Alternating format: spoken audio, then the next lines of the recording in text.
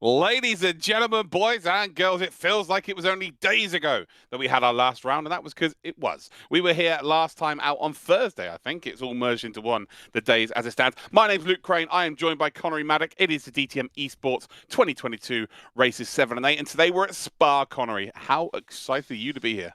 I mean, what an occasion. And, in terms of contextualizing this championship with it as well, these guys have only had a couple of days to prepare for this one. But then again, it is Spa. It's an absolutely legendary circuit by anyone's measurements. I don't know a person who doesn't like it as a racetrack. That's how highly regarded it is, both in the sim racing community and of course in the real world as well. I'm super excited for this one. It's usually a track that delivers some amazing racing, especially with the wealth of overtaking opportunities. So yeah, I can't wait to get this one started.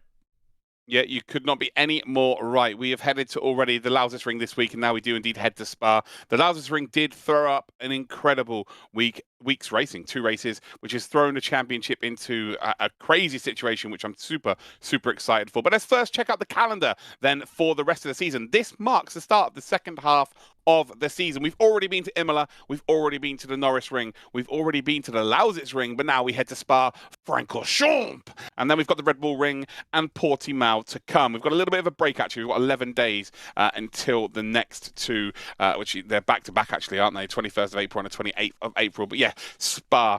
If you want to get hold of us on social media and indeed maybe send us a question, you can absolutely do so by using the hashtag #WeLoveDTM. Let's check out then the format for today's broadcast as well, so none of you are shocked as to what is going down. Free practice already begun. Don't worry about that. Stream start. If you can hear me, you know the stream's live. Qualifying 1 is 10 minutes long. Then we've got a 15-minute sprint race. No pit stops, nothing like that. It is literally a formation lap, and they drive the hell out of the cars. Then we've got race number 2, so qualifying 2 will begin. A 10-minute session once again, and then a 60-minute endurance race, which has a mandatory pit stop, which opens at around about the 15-minute mark and closes with 15 minutes to go. They all have to change their tyres. And well, let's check out then our protagonists today. Who is going to be the drivers to watch? Our championship order is as follows. Kevin Siggy, I would say he didn't have the best of weeks considering what he's used to be doing, but the fact that he still managed to get a couple of podiums this week, yeah, he's doing an exceptional job there of leading the way, 220 points. But Moritz Lerner, Florian Hasse, Moritz Lerner got 2 first positions. Florian Hasse got 2 seconds at the Lautsitzring and really have brought themselves into the equation in terms of not only being in that top 5. Remember, the top 5 of this championship will advance to the next stage where effectively they go to a DTM event this year. They get judged as to whether they are going to be good enough to receive the full-time prize, which is a 2023 drive via the DTM trophy. If we just check those standings out once again, just so we can look at the picture for the top 5. So obviously we have Kevin Siggy at the top. Moritz Lerner then and Florian Hasse have really brought themselves into play after them both having a pretty, I don't know, lackluster start to the season, especially Hasse. Lerner did pretty well at Imola, but not so much at the Norisring. Alessandro Ottaviani and Gianmarco Fiducci both have bad weeks, but the main thing is that by 8 points, they are both in that top 5. Leonard Krippner had a very good week this week. He moves up into 6th position. Christopher Hugveld is in 7th. Then we've got Jack Keithley, Isaac Price there, everybody's favourite leather jacket wearer. He's kind of like, I'm here to party, but if I need to ride a motorcycle out of here, I will absolutely do so. Adam Pinczes then is in that top 10. So big days needed. Leonard Krippner's right on the cusp here. Christopher Hugveld, Jack Keithley, Isaac Price, Adam Pinczes, they all need a big weekend here to set themselves up for the final 4 races of the season. Connery, Kevin Siggy's been the absolute dominant force, hasn't he? And it's not just in this championship. He's been exceptional in everything he's turned his hand to over the last 24 months, I would say. How hard is it going to be for anybody, especially someone like Moritz Lerner who wants to go back-to-back in DTM Esports to try and catch him? It's going to be incredibly difficult. There's no other way of saying it, to be honest. Siggy has had a very wonderful start to the season, and a lot of his competitors have been completely inconsistent. There were some days where we saw Lerner and Hasse, they were top of the order, last time out. they were getting all the points on the board, and then there were some race days that they were absolutely nowhere to be seen down in the mid pack because of the sort of balance of performance sort of shifting things a little bit. It's going to be an interesting conversation today for Spa though, because of course we're kind of trying to guess how this one was going to work out, because there's the combination of not all that much preparation, but there's also a couple of balance performance tweaks that have been made, so it's it may be not as clear cut in terms of which manufacturer is going to be strong today as it might have been in weeks gone by. So I'll certainly keep an eye on that one. Currently, it is Kevin Siggy top of practice times at the moment, so I guess that tells you all you need to know. Well, yeah, that is all we need to know, isn't it? Kevin Siggy again asserting his dominance. But you know, again, we are at Spa-Francorchamps today, but we do indeed have a track guide from everybody's favorite Lego Star Wars streamer, Marcel Kiefer.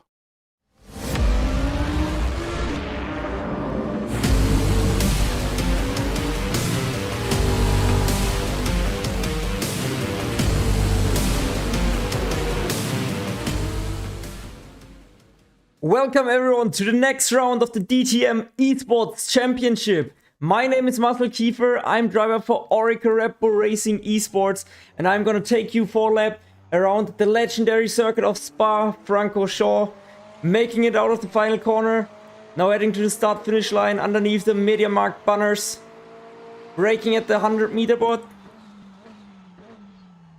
heavy braking down into first gear, important to get a good exit. And then the mighty Arnage Raceroom section. A small lift can help to stabilize the car. Really tricky in those GT cars. Yep. And now we are on the camel straight, flat out until the end. 6th gear.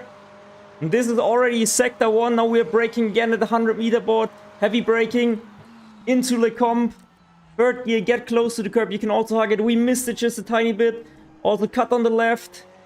Use the curb on the inside to rotate the car. On the right, use all the curb on the exit. That's fully within the track limits. Now, one of the trickiest corners. You can see the rear is getting loose. I locked up a bit.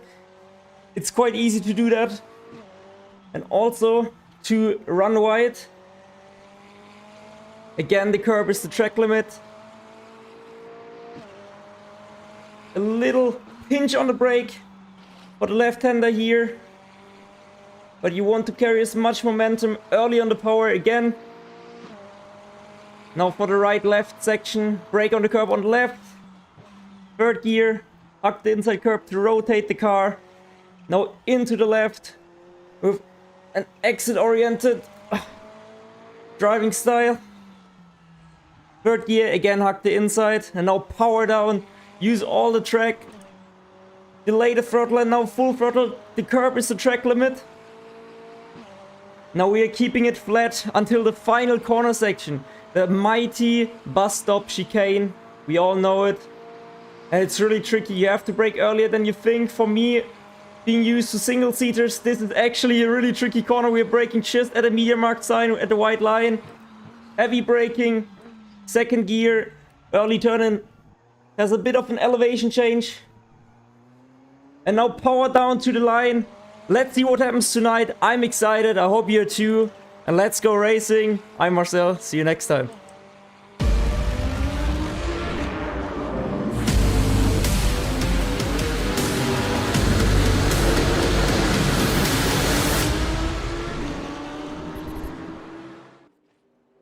Well, here we are then. We're about to indeed go to qualifying. We've got 30 seconds left until we do go to qualifying here. After hearing from 90s pop sensation there, Marcel Kiefer, he would definitely have fitted into New Kids on the Block. Maybe a little bit before your time there, Connery, but just a little joke there for all the dads out there.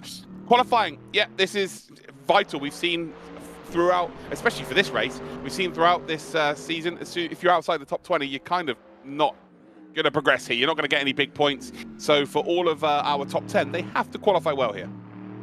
Yeah, that simply has to be the case. You can't be leaving time on the table when it comes to qualifying. You have to get out there and give it your best shot, because it's a crunch down that time now as far as championship is concerned. You know, it's so easy in these last couple of rounds to have things run away from you slightly with regards to falling behind in terms of points. And well, everyone's falling behind Siggy in terms of points at the moment. We've got ourselves qualifying started though. Really important qualifying session because, well, everything is going to be relatively close here today. Not just the racing, but I believe the times in qualifying as well, because everyone knows this circuit. They know it like the back of their hands, like I said at the post-show of the last race that we had. So things are likely to be very, very, very competitive indeed here. Yeah, and also it's a long lap. The times are going to be, just a little bit lower than the 2 minutes 20. So you've got to allow for your outlap, and also once qualifying is done, once that timing ticker turns to 0, they cannot finish their lap. So I'm thinking they're going to get 2 runs here maximum. Like they cannot get 3, right? 2 minutes 20. Yeah, 6 minutes, 7 minutes. Oh, they could just about get, yeah, a few of the front runners may get 3 runs here, but it's super tight. I would imagine only maybe the first 3 or 4. Yeah, it would be, because obviously these slightly little strange way the way Raceroom ends qualifying sessions, you don't necessarily get yourself the entirety of the final lap that you are able to complete sometimes. So it's yeah, it's going to be around about that. So there's a lot more pressure on these first laps, in fact, here, Luke, because if you don't get that banker in, you're basically pulling it all in on those second and potentially even third laps to be able to get yourself a spot on the grid for race number 1. It's because if you don't get yourself a time set, you're going to be starting absolutely dead last, in and amongst the other people that might not have set times. But there's certainly no issue in terms of trying to find your own space out there, isn't there? It's a huge track. Yeah, but one thing Siggy's been good at is getting out there right at the front of the train. He's not today, so he's kind of governed by other people. If someone makes a mistake in front of you, you're kind of in a little bit of trouble. So yeah, not ideal. As you can see there, we are on Raceroom. Make sure you go and check it out. It is free to play. There is a base content set with the game. You just download it, go out there and get racing. There's some really cool cars to get yourself involved in, and then once you get past that point, you may want to get involved with the official licensed cars that they have, including DTM on the service. It is a very, very underrated sim, I can assure you that. It is a beautiful sim, and there's plenty of options out there. Here's Jack Keithley then, who was very, very well placed around the Lautsitzring in a car that really shouldn't have been anywhere near the top 5. He managed to get a P6 and a P5 this week just gone by, and he'll be looking to build on that today. Could the AMG be the surprise, the spring surprise today on the rest of the field? Again, with the balance of performance nudges and changes, expect to see all of the cars be relatively strong around here. Right, all of you watching now on YouTube, whether you're watching on Twitch as well, let me know where you're watching from. It's as simple as that. I want a roll call here. Just say hello. Let me know where you're watching from around the world. Let me know who you're supporting. And maybe you're just here to have a bit of fun. It is indeed the end of our weekend. I know tomorrow we've got either university or school or work. Or worse, like me, I've got to look after 2 children who are off school. This is the last haven for me, specifically, not being with them. But yeah, let me know where you're watching from, guys and girls. And let's have a nice little roll call, and I can give you a little shout out on streams. We're on board here with Moritz Lerner then, as he comes through No Name. Down towards Pouon, we will come, and this is going to be nice. Let's stick on this then for the rest of this lap here. You can see using all the curb on entry there. You can see the rear is actually trying to step out as well. Lerner on the absolute limit there. We'll have a teammate in front of him. DTM Esports were incredible at utilising their teammates at the Lautsitzring, which indeed helped them get the biggest results as possible. This here, for me, is where you can lose the most amount of time. It's very, very technical through here, but if you nail it, you can just carry so much more speed. So it's just all about opening up the first section. Then we've got this double right-hander here again. You've got to run out nice and wide and open up here. Otherwise, you're going to be slow through arguably the second fastest part of the circuit. I guess the Kemmel Straight is a little bit quicker than here, but down towards Blanchimont and in towards the bus stop chicane, you have to be at your highest peak speed. Again, using that slipstream in front, starting to close up to the rear of that BMW in front as well, using all of the curb there on the exit of Blanchimont. Down towards that bus stop chicane, getting on the brakes a long time before the curbing on the left-hand side there, using that sausage curb on the inside of both corners, and on the power nice and early there. Not as much movement from the car as the car in front, And Maurice Lerner here, purple, as you can see at the bottom of your screen. What's the lap time we're going to see here? Oh, a 2:16.272. That is an incredible lap time. Florian Hasse, who he's just used, I think, is 3/10 behind. We've got Krippner and Rachel, and all of them managing to get some decent lap times in here. Siggy is, well, about to come across the line. He might be about to take provisional pole position. Across the line he goes, and he does. It's not by a lot, but it's by enough. Yeah, that's what we expected to see there from Siggy. Like you said, it is a very close margin up there to Moritz Lohner. Just half a tenth of a second separating the two drivers right now. Here's Marko Pejic. He's, well, going to get himself a lap time on the board in just a couple of moments' time once he heads his way out of that final corner. But this is the first flurry of lap times to come in. We'll have a secondary flurry come in as well as Marko Pejic. Good enough for P7 at the moment. Not too bad for the driver of the Mercedes. In terms of other championship runners, Fiducci able to get himself up into P4, Pinczes in P5, and where is Florian Hasse? I do not believe I see him on... Oh, there we go. He's P6. So he wasn't where I was expecting. I was expecting him to see him towards the front, but no. Oh, someone has a big incident out of Jackie X's corner there. But yeah, Florian Hasse, P6 for now. Yes, Rachel, into the pits he goes. So the four Esports cars were all working together as they did at the Lautsitzring, but Rachel here is in trouble because he's not anywhere near the top 5 here, down in the 10th position. He's only going to lose positions now, and he will not get another lap time in now. That is it. That is his session over because he's got 3 minutes 50. It's 2 minutes 20 to get round the lap time, right? So yeah, unfortunately for him, that is the game over. Manu Rodriguez there, nearly sending it up the rear of that AMG. Moritz Lerner here is actually now up by a full 1/10 of a second as he comes down towards Blanchimont. I think he might be realizing here that actually having a car in front of him might not be the best in terms of preparation, because he's going a lot faster without any slipstream here. He's actually trying to give slipstream to Florian Hasse as he comes down in towards that bus stop chicane. And going to use all of that curb on the left-hand side, bumps the car over the curbing. And he's about to come up across the line here, again, up through the middle sector. Best out of everybody because it's purple. Is he going to improve on his time here enough to potentially take pole position? He does, and it's by, well, he's gone just over a 1/10 quicker. He is 0.06 of a second faster than Siggy. Siggy's still out there, though. And, well, he'll want another pole position to his name. And this looks like an invalid lap time for Kevin Siggy as well. Should be able to get himself across the line to wind up for one more lap here. So that's why he's letting everyone go. He doesn't want to have his lap time disrupted just yet. Although, just pulls into the runoff. He's done. Okay. Yeah, he is done. So he's not going to be a pole position here for Siggy, but second position isn't the worst position to be in, considering you got that Radiono Rouge run, and then you got the Kemmel straight up in towards Les Combes.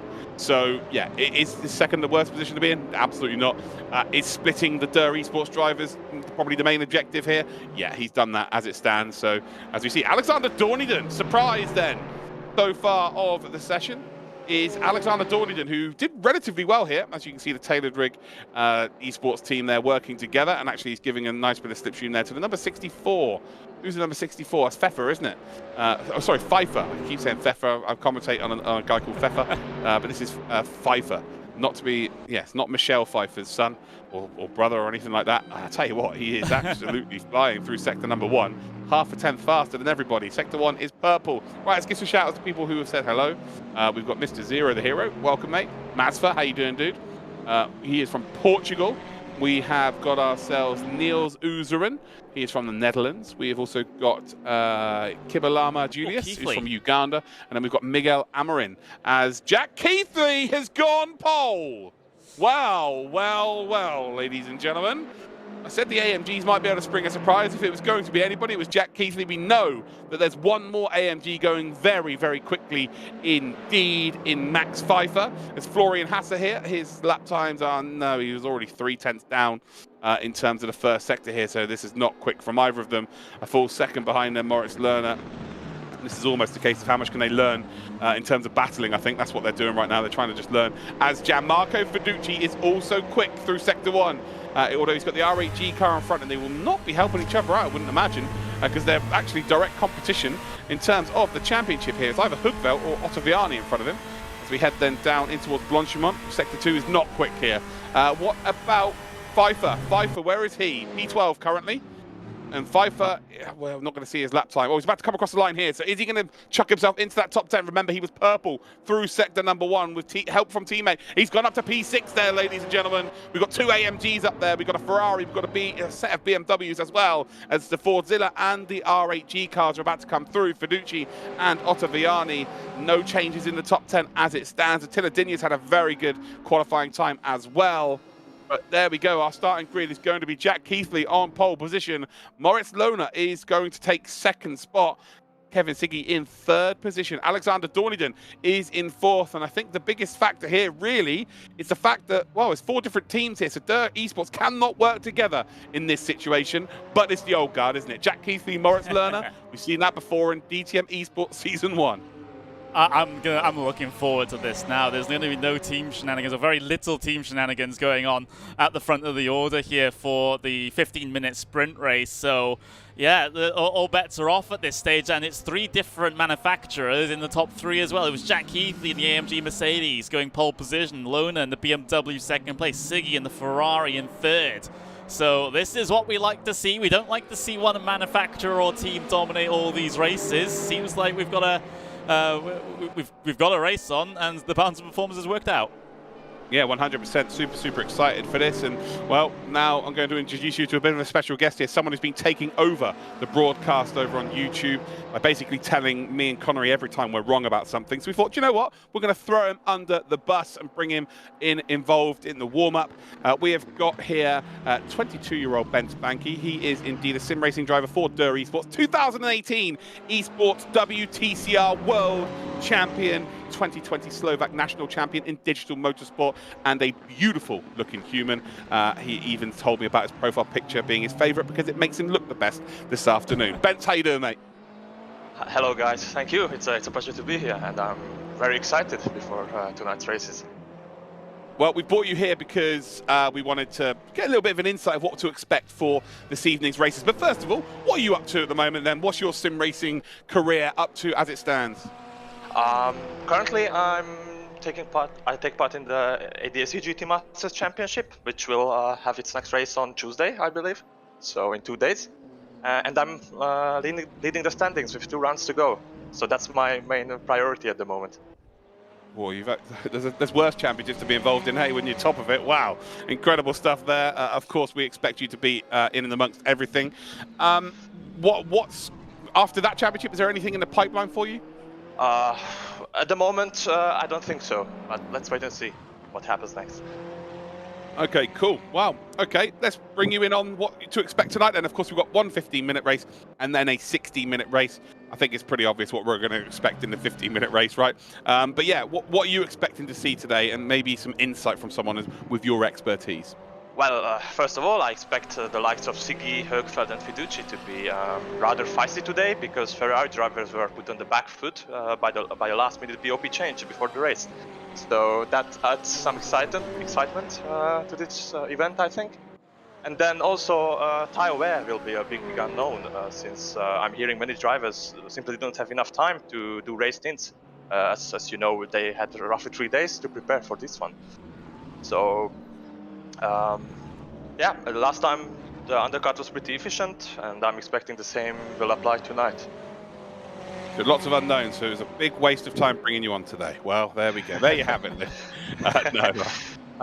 Who, let's say outside of the top 5, so right now in the championship here, we've got Siggy, Lohner, we've got Hassa, Ottaviani and Fiducci. Is there anyone outside of those 5 that you could see spring a surprise? Kripner, of course, he's in the BMW, and I think the BMWs can run lower wing this time on this track, which is impossible with the Ferrari, simply. So they have to make some compromises with reducing the rake of the car, for example, which has further implications on balance, etc. So I think he can do pretty well if he has a decent start. He can be up there. Well, spot on, Bence, mate. It's an absolute pleasure to have you here. I've commentated on you many a time. You're one of the very best out there at the moment. So it's an absolute pleasure to hear from you. And thank you for giving you our time. And I can't wait for you to tell us how many times we're wrong in the broadcast for the entirety of it. But thanks for your time, bud. I appreciate it. Thank you. So there you go, ladies and gentlemen. We have got Bent Banky there giving us some insight. He'll be in the YouTube chat as well, I'm sure, for the most part. So if there's any questions you want to ask him, because he legitimately is, you know, not just in the world of sim racing, but specifically Raceroom, one of the very best. He understands just how everything works down to a T. So if you've got any questions, you should absolutely ask him in the chat. Oh, I forgot to ask him where we can find him on social media. If you want to follow him, I've got his Twitter up right now. It is at Bent_Banky, so BENCE_BANKI. So yeah, go and give Bent Banky a follow. Again, he is a dominant force within the world of sim racing, and he's still only 22 years old. Connery, right, 1 minute left here of practice. A last-minute balance of performance change. How many competitions have you been involved in where there's a balance of performance change in the last couple of days before an event? More times than I can count on two hands. It's yeah, it does happen. I mean, there are some things that are found last minute. In a lot of cases, there's a lot of what drivers like to keep secret from the stewards, and they like to sort of exaggerate certain things or play down certain things, and in the end, like, no one really knows if anyone's telling the truth. So therefore, sometimes you get these last-minute changes if the stewards realize that, oh wait, this maybe one car's a little bit too OP compared to the others. So it does happen. Of course, we do like to sort of publish all these things in advance so that the teams get themselves a chance to try and practice, and well, even before the season starts, to pick what they feel is the right car for the right circuit. But it's yeah, it's a big challenge. And again, what Ben Swanky pointed out with the lack of preparation, these guys haven't been able to do, or at least a lot of them haven't been able to do proper full tire stints and things like that. There's just a lot of factors at play here that can completely change things. I mean, it's already changed the usual order in qualifying, and let alone the race. It's very realistic, though. Since I've been working in the real world of motorsport, this happens all the time. So they'll have a practice session, and then they'll realize very quickly that a certain car around a certain circuit, because in most racing games, you'll find that there's a balance of performance that goes across all tracks. Whereas in, obviously, the IRL, you have to have a BOP for every single circuit, and sometimes they'll find a car that just is, you know, it's mostly to do with like altitude. Altitude's the biggest one. I remember when the Ferrari Evo first came out, it was just an absolute monster when it was at high altitude. So it's a case of you've got to be able to learn to adapt if you want to win these major competitions. It's as simple as that. We've got ourselves 30 seconds left to go on the clock, and then we've got one full formation lap and then a 15-minute timed race. Jack Heathley's on pole here, and that is a big surprise to me. I thought he was going to do pretty well, Connery, but can he go out there and get the dub? Well, again, it's just one of those big unknowns, isn't it?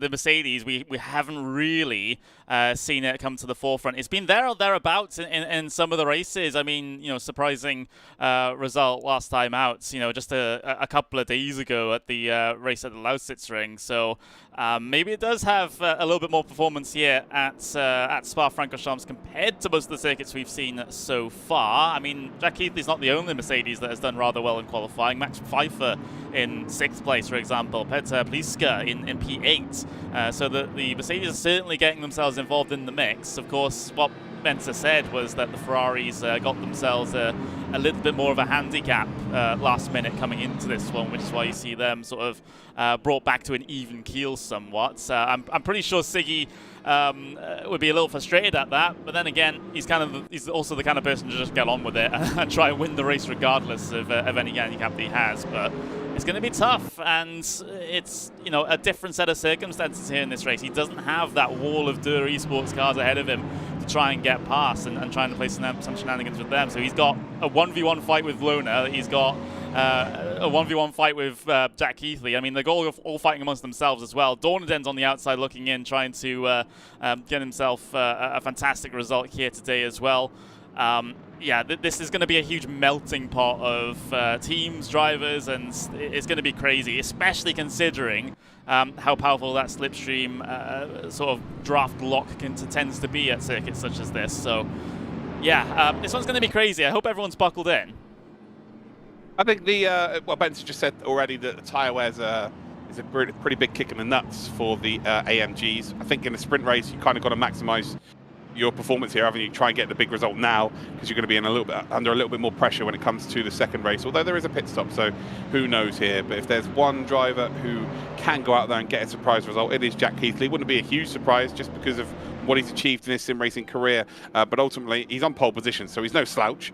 He's definitely got a car underneath him that can go out there and win these races. He is on pole. We've then got DTM Esports reigning champion Moritz Lerner in second. Current DTM Esports leader is in Kevin Siggy. If we could just bring the standings up for you on screen, just so you can have a look as to exactly how it looked before we head into race number 1. So there it is, Kevin Siggy, 220 points. He leads by 45 points to Moritz Lerner. We've then got Florian Hasser, who had an incredible week this week with 2 podiums, or 2 second positions behind Moritz Lerner, who got 2 first positions, shall I say, at the Lautsitzring on Thursday. And then we got Alessandro Ottaviani on 149 and Gianmarco Fiducci on 130. Those two are pretty much hanging on, really, to that top 5 spot, because they did not have a good week this week. Krippner trying to sneak his way up into that top 5. So keep an eye on Krippner, Hugveld, Keithley. Keithley gets a race win here, or a couple of big results. Expect him to be in there. Remember, he is the vice champion as it stands. Isaac Price, he always finds a way to get himself in and amongst it. And then Adam Pinczes, P10 as it stands. Here we go then, into the final parts of this formation lap. Yes, it does, Marv. It absolutely does. But you'll find, especially with these cars and open wheels in sim racing these days, warming up the tyres only really tends to overheat them quicker when you get to the race. You won't see them swerving left and right like you used to.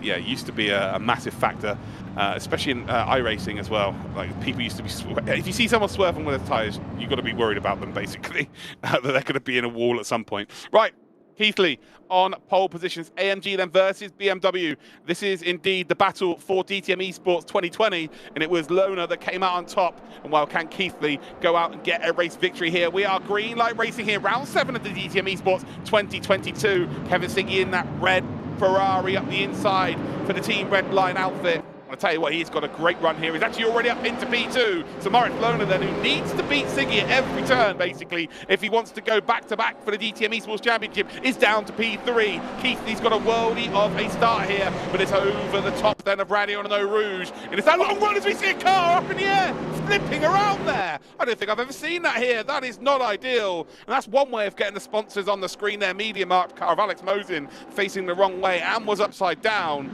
Wow, that is not ideal in the slightest here, but as it settles down, as they come through Les Com, it is Keithley, Siggy, Lerner. It is indeed Dorniden holding on to that P4. We've then got Pfeiffer in P5, up 1 position, Fiducci, Krippner, Pinczes, Pliska, and Dinya as your top 10. Yeah, I'm not sure what was going on there at the very back of the field. You just saw a car fly through the air over the top of Radion, and, well, I can only guess that was Alex Mosin, because that was the only car stationary at the top of the hill there, and involved in that incident. We also saw Manuel Rodriguez drop down towards the bottom of the order. He's classified as a DNF at the moment as well. Unfortunately, we can't get replays here with the way we have the screen set up. It's a mistake from Siggy. Oh, yeah, Siggy made a huge error here. There he is. He's now under a lot of pressure here from Lerner as we head through the mid part of this circuit here, Spa-Francorchamps. I will say one thing there, Alex Mosin, that's one way of not overheating your tyres if they're not touching the ground. So I guess he's figured out the way of not overheating them. Through the double right-hander then, and then we've got the long run down towards Blanchimont. Looks like Siggy has sorted himself out. Again, sorry to cut you off there, Connor. I just saw him run a little bit wide. And again, running wide there once again. The BAP change just seems that the Ferraris are not as comfortable as they first were. One driver who does not care one bit is Jack Keithley. 7/10 of a second in the lead. He is going to be slipstreamed down in towards Blanchimont, but he's just too far ahead here to be worried about any kind of dive. Moritz Lerner, though, is close enough here to Siggy. We've seen one of the best esports moves in the DTM Esports history into this corner. It was Moritz Lerner that did it. He actually went round the outside to take a victory here at Spa merely 18 months ago. Not quite going to be able to do so this time round. End of lap 1, Keithley, Siggy, Lerner, Dorniden, Pfeiffer, Fiducci, Krippner. We have then got Pinczes, Pliska, and Vermeulen now up into a top 10. Yeah, so things relatively calm, shall we say, at the very front of the field. There was a big amount of jostling for position towards the very back, in towards the bus stop chicane, but I think they were able to get themselves through rather unscathed. Oh, just as I say that, we have Michael Rachel having many issues on the exit of last source, and his AMG Mercedes seems to have been punched in the face somewhat. It's the only way I can describe the damage to that car. He's going to continue on with it though, not going to be retiring from this race just yet. And here comes Kevin Siggy for the race lead, looking into Lacombe, but Keithley, well, not going to be scared about that. No, he went for it, didn't he? And he looks absolutely racy here, but he's got to nail it. Because if he doesn't, he knows that Moritz Lerner is going to be there to pick up the pieces. Again, just to speak a little bit about warming up the tyres. There's two ways of warming up the tyres. You can warm up the surface of the tyre, and that's where you see people weaving left and right, or overextending and trying to sort of tear the tyre, if you like, mid-corner. And there's warming it up from the inside, so heating your brakes up. Ideally, you want your tyres to be nice and warm from the inside out, not really across the surface. That's where you lose performance because the tyres can overheat on the surface. So you want them to really heat up from the inside out. That's what I've had it explained to me by sim racers and motorsport racers in general. You'll see them weave because they do need to get heat into the tyres on the surface if it's like a colder day, or it's a circuit where it's just not really renowned for its grip. So you'll see them to try and get heat into the tyre. They'll be blowing on the tyre before they get in the car. They need to find so many different ways to try to get the heat into the tyre. But yeah, for the most part, you want to try and heat it up really from the inside out. So here we go. It is Keithley still leading. He was under a severe amount of pressure. And it does seem like the AMG here, Connery, is very good through the middle sector. But when it comes to this part here, down in towards Blanchimont, up in towards Les Combes, in a straight line, again, it's not the quickest. Yeah, and you can see that time all being gobbled up. But here comes Moritz Lerner around the outside of the championship leader through the bus stop chicane. He's just always trying to repeat his signature move from last season, isn't he? He's had 2 attempts at it now, and hasn't got it done in both of them. He's going to look towards the inside through towards last source as well, keeping the Ferrari occupied. And, well, if they're at this a little bit too long, then they potentially might drop a little bit too much time to Jack Keithley, who was able to pull away a little bit in that AMG Mercedes at the very front. Alexander Dornaden's on the outside of this one looking in as well, so ready to pick up the pieces just in case it should go all wrong. Not expecting that though. These guys are very respectful with their fighting majority of the time. Yeah, Dornaden though has got nothing to lose. Remember that he's not in the fight for that top 5. So you know, unless he gets some outstanding results in the next 6 races, so he's someone who will take chances at every opportunity. Through Les Combes we come. It's still Keithley that leads here, and really, if he could defend up in towards Les Combes, I think he's golden. He'll go out and win this race if he continues to do that. And really, for me, Moritz Lerner just needs to keep setting it up in towards the bus stop chicane. He needs to have his nose ahead if he wants to go around the outside of the bus stop chicane, but it's still Keithley that leads, then Siggy, Lerner, Dornaden as your top 4. You've then got Fiducci in 5th position. If Fiducci gets top 5 for the rest of the season, he will more than likely be in that top spot, or the top 5 spots that do indeed advance through to the next stages. Just remember, of course, it's all about becoming the DTM Esports Champion 2022, but the top 5 all receive a prize, which means they go to a DTM event this year, and they all 5 will be judged as to see who's the best candidate to receive the outright prize. The outright prize is a 2023 DTM Trophy full paid season, driving in the real cars around the real circuits. They'll probably get to meet me, which is an absolute treat in itself. But yeah, what a prize that is. Get to drive a race car for real. And Keithley, again, just seems to get a really good exit. Real punchy exit down in towards Blanchimont. As you can see here, Moritz Lerner just doesn't want to be too close through Blanchimont. So you'll see him. You'll probably see the gap just come out here, or he's trying to unsettle him. No, he is trying to unsettle him. He's going to go for it, and I think that might be a mistake there, although he is still right up behind that Ferrari. Moritz Lerner, is he going to go for the inside line? He's got the number 1 in this car because he is indeed the current champion. Dornaden now trying to find a bit of an overlap around the outside. Fiduci's going to get a really nice run here. Fiduci took a really wide exit, or wide entrance into the final corner. Looks like he's not quite close enough, but you can see how close he is. And he's going to force Dornaden then to go defensive here. And as we then come through turn number 1, it is not quite going to work out there at all. But all of the front 5, well, the whole field really, isn't it? Apart from anyone who's been involved in any incidents, are really close as it stands. Then up towards Radeon Eau Rouge. Once again, I'll tell you what, you might want to go on board here with Kevin Siggy. Kevin Siggy is as close as he has been this whole race here. Look at this closing down. This is the battle for the lead then. You can see that Jack Keithley's got to try and make that AMG as wide as possible. He sticks to the middle of the road, forces Siggy to make a decision here. Siggy's going to take the inside line then, up towards Les Combes. Is he going to be able to have the source to take it? through the right-hander, now through the main part of the chicane here, through the mid part of the chicane we go. Siggy's got that overlap up the inside. He will grab a load of curb on the inside here. Keithley is offset. He is absolutely offset. Loner's going to try and come through here, almost 3 wide. Come down in towards Bruxelles. Loner is going to come through here. Keithley tried to pinch him on the apex. It was never going to work out. And well, it is P1 and P2 in the championship now. P1 and P2 in this race. Loner in prime position to capitalize on all of that. Once you get forced offline, especially through that section, it's very, very tricky when you have an eager train of cars behind you that want to improve position to try and get yourself filed back in line. And well, it was Siggy needed to capitalize on that one opportunity, and he was through, and Loner just following through in his tire tracks basically. So 2 positions lost in the space of a couple of corners for Jack Keithley. It's going to hurt a little bit, but still within this leading pack. And I think if you're in this sort of leading 4 or 5 cars at the moment, you're kind of all have a decent chance at potentially getting yourself at least a podium or indeed the race win at this point, because you never know what might happen in the final 5 minutes of the sprint race, and everyone's just kept close together because of the draft. So yeah, we'll see exactly how this one turns out. Race lead might not even necessarily be where you want to be at the start of the final lap, depending on what the whole draft situation is, as we see more battling going on back here. This is Dorniden and Fiducci deciding to go wheel to wheel through the final couple of corners, and Pfeiffer might be able to pick up a position for good measure as well. But Dorniden and Fiducci still potentially going to fight this one out. Well, Fiducci's got him. It's a brilliant move, actually. Dorniden made it as hard as possible here, and ultimately, I think he made a rod for his own back. He's a very aggressive driver, and now he's created the contact there, and he needs to be careful because, yeah, 2 wrongs don't make a right. Yeah, Fiducci was aggressive, but I think he was very calculated in his aggression. Back to the Keithley move.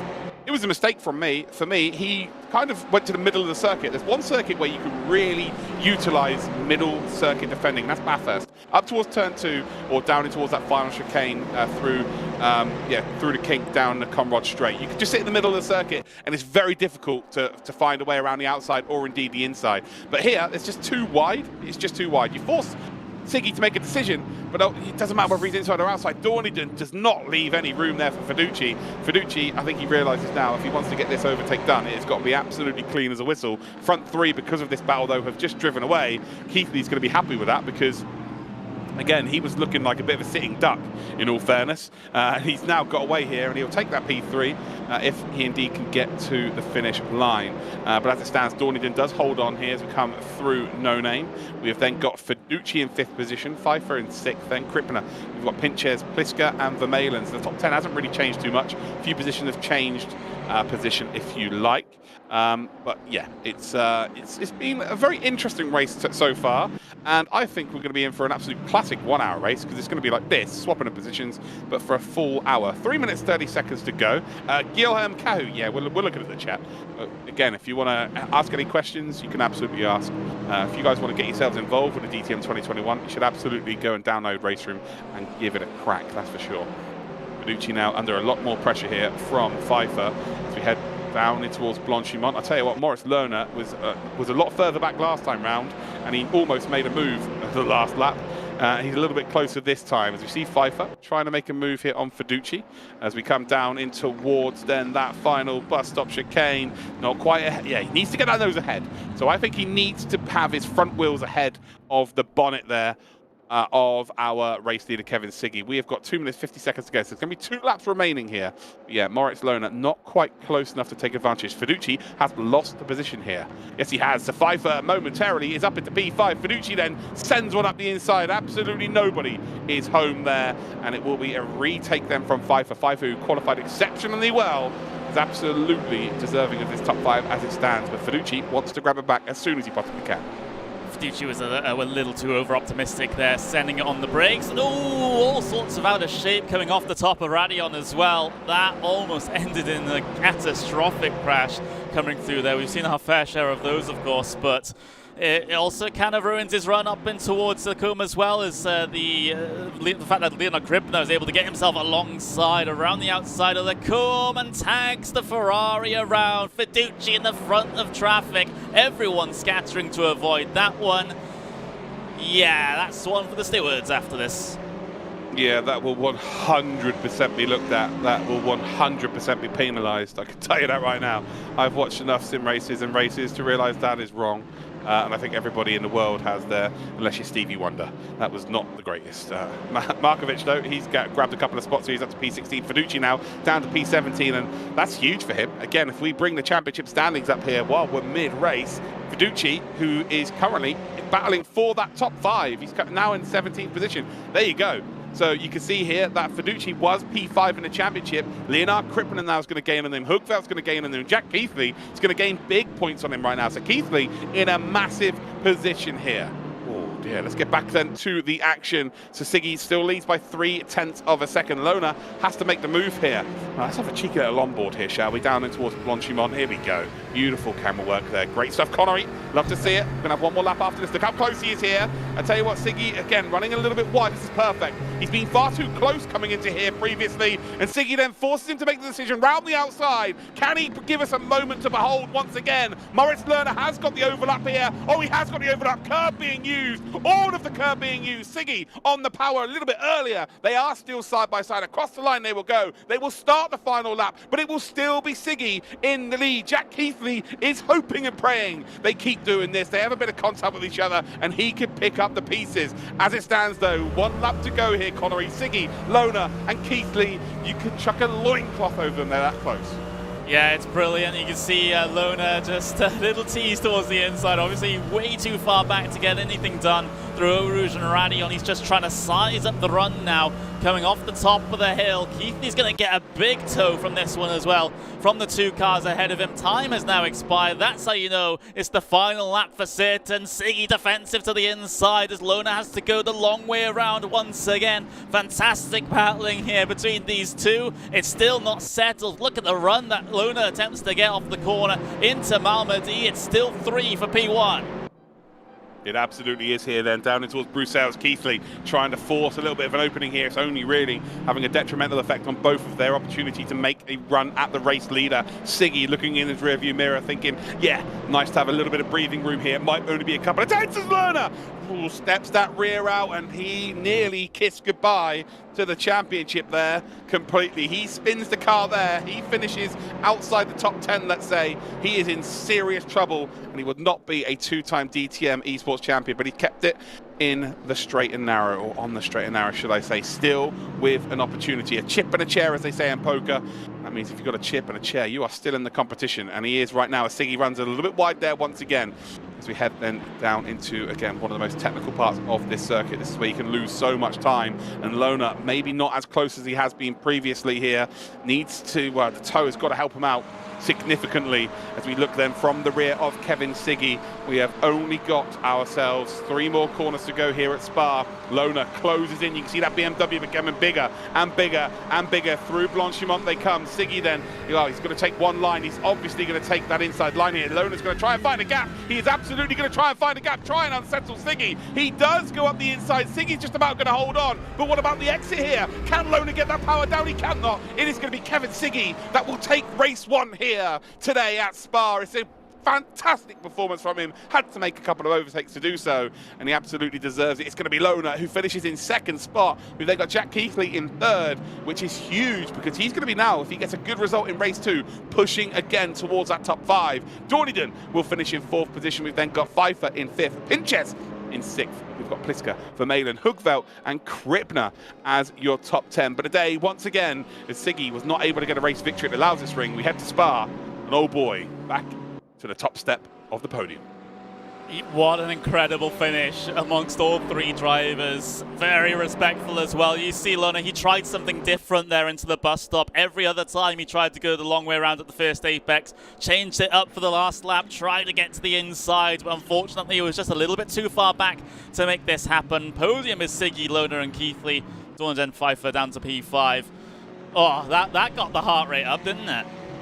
Oh, absolutely. And that's just the little starter, isn't it? We've got the main course coming up. We've got a 1-hour endurance race on its way with a 30-minute pit window as well. We're probably going to end up losing our voices today. It's going to be exceptional. I'm super excited. My heart rate does need to cool down a little bit, so we are going to quickly head to a commercial break. Our Auto Hero ist dein Online-Shop für Gebrauchtwagen. Wir verkaufen nur Autos aus unserem eigenen Bestand. Jedes ist von unseren Kfz-Experten general überholt und rundum aufbereitet. Und du erhältst 1 Jahr Garantie. So unbeschwert kann Autokauf sein. Finde jetzt dein Auto bei Auto Hero.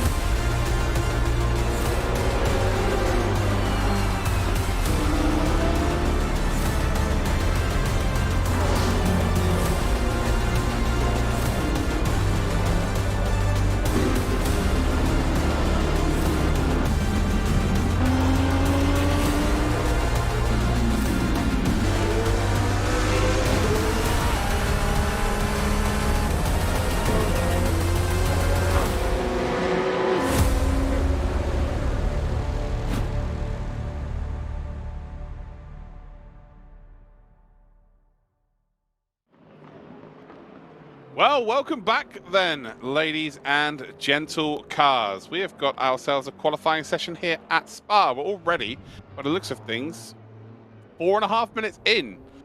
Unless it's a shorter qualifying session for this one here, which I find, surely it should be 10 minutes, but... Yeah, Connery. There we go. It reset. It's right, fine. okay. I think it's because we had such a long lap there, and long last lap, and you know it means that we overrun a little bit into the next session. So it kind of, and obviously there was a certain amount of time that drivers need to disconnect from the previous session and reconnect up to this server. So therefore we kind of ate into the start of qualifying a little bit. But the race administrator's on top of it. They've reset everything. And we've got 10 minutes of qualifying again. Yeah, job's good. Here is race number 2 then. And the difference between this and race number 1 is the fact that we have a 1-hour timed race for you, the endurance race, as we like to call it, with a 30-minute pit window in the middle. So they do indeed have to come through the pits. The longest pit lane in history. It takes 463 minutes to complete a pit stop at Spa. It's the worst place to get a drive-through penalty. How do I know? I've had a drive-through penalty here, and it's painful. It feels like your whole weekend's ruined in there. So it looks pretty good for the AMGs initially, but then they dropped off the pace as the race indeed did progress. Seems like it is a BMW Ferrari frenzy. They seem pretty even here, Connery as well. Moritz Lohner versus Kevin Siggy Part 2. I'm down for that. Absolutely, I want to see that again. And of course, you know, because it's now we're getting into the endurance race, 60 minutes. We've got tyre wear to think about, which Spencer, when he joined us between the qualifying one and race number 1, he said that might be an issue in particular with things with manufacturers like Mercedes. So we've got that to factor into it. We got the entire strategy calls that can be made here. Undercut might be prevalent if the tyre wear is as bad as we think. And of course, like I said many times before, the lack of preparation from the drivers with only a handful of days between the previous round and this one. So they haven't been able to test, if coming down in early is the faster way to go, or keeping it and going late instead is the more optimal solution. So we're likely, as a result of that, going to be seeing a pretty mixed bag here in terms of the strategy difference between the drivers going long or short. So yeah, I'm excited for it. It's going to be a similarly exciting race, I would have thought, just with that added element of the roll of the dice with regards to the strategy sometimes. I mean, it can be a roll of the dice. Sometimes it is very well planned. Yeah, Marshall there waiting for his teammates, as you saw there, going towards Blanchimont. So, yeah, teammates. It's an individual championship here, ladies and gentlemen, but there are people with teammates in, so they can use each other to try and maximise their time. It's a benefit of having very fast drivers as a part of your team. As we go on board here with Josef. We've got Jonas Wana here for FSRC Movano Corsa. We haven't seen this livery for a while because Wana just hasn't had the best of championships. Hopefully today is the difference. He's right in behind Siggy, so hopefully Siggy can drag him along. And it'd be nice to see that AMG up there, number 19. And actually, he's gone purple through Sector 1, being helped along by Siggy. 7 minutes to go. This is the first time laps we are going to see. Most drivers will get 2 attempts, or, well, every driver should get 2 attempts, really. Some drivers may get 3 attempts at your lap time, and I will just remind you that once it is finished, the session, once it hits 0, that is it. You do not get to finish your lap time, so you need to get your lap time finished before the 0 hits. Yeah, you do. I mean, there's a little bit of a leeway afterwards. It's not entirely the whole story. You do get a little bit of a buffer to complete your lap, but then again, you don't want to be really leaving it until that late, because you might have the session end on you and transfer into race session before you actually get yourself to the line. So yeah, it's certainly something to be aware about, especially with the peculiarity of Raceroom. But yeah, I mean, the drivers now know what to expect from a qualifying session such as this. They know that it's going to be either maximum 3 laps that they'll have. Some of them might only get 2. It just depends on where you are out on the circuit. Jonas found another purple time for Vanna, so things looking all right for the driver of that AMG Mercedes at the moment. But of course, we know how particular race rooms can be sometimes when it comes to purple laps on the first lap, because it seems like as Dordan also obviously they can't also have purple sector 1 and sector 2. So it all depends on the timing they had their way across the line.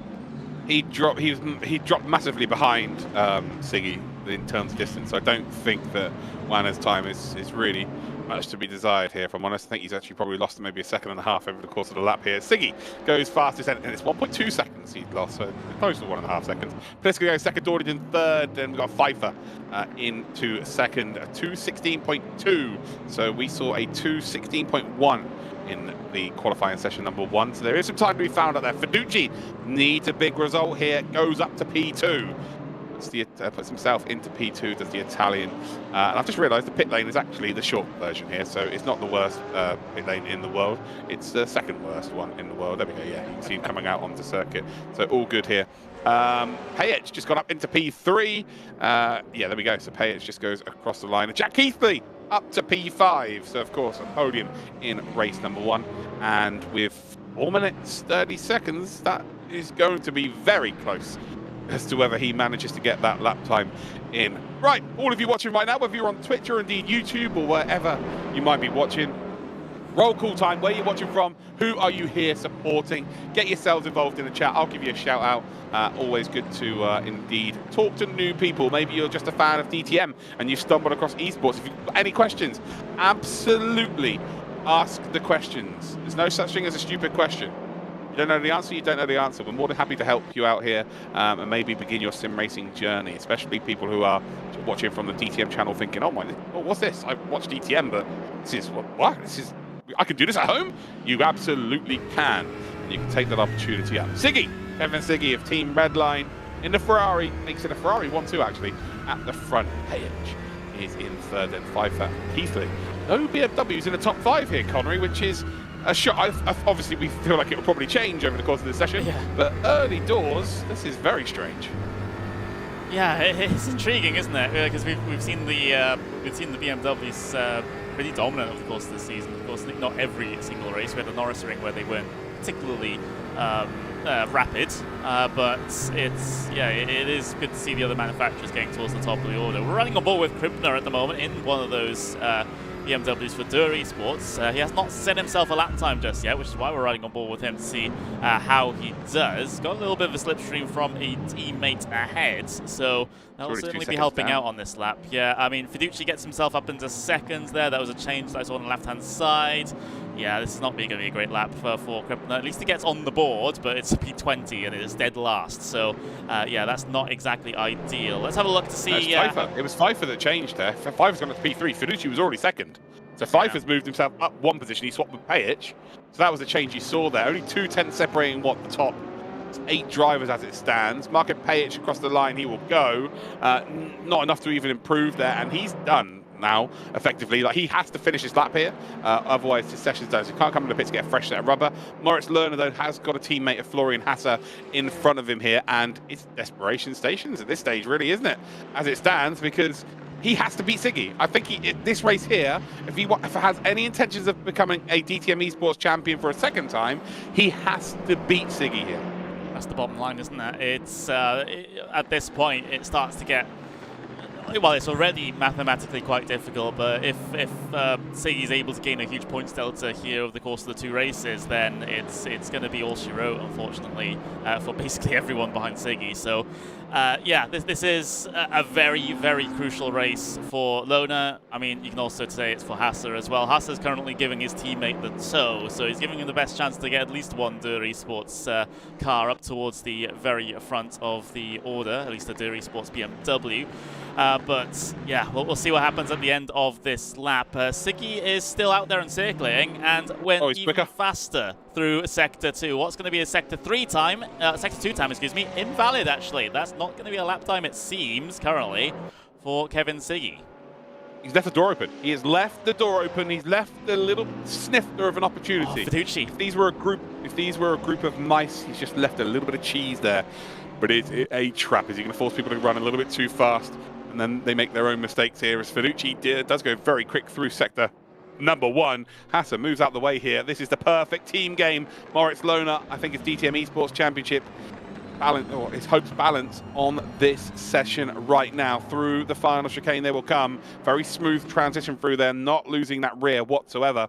Across the line he will indeed come, and it's now or never. Where does he end up? Does he go pole? Well, it's how it's worked. He does. He's got pole. A 2:16.139.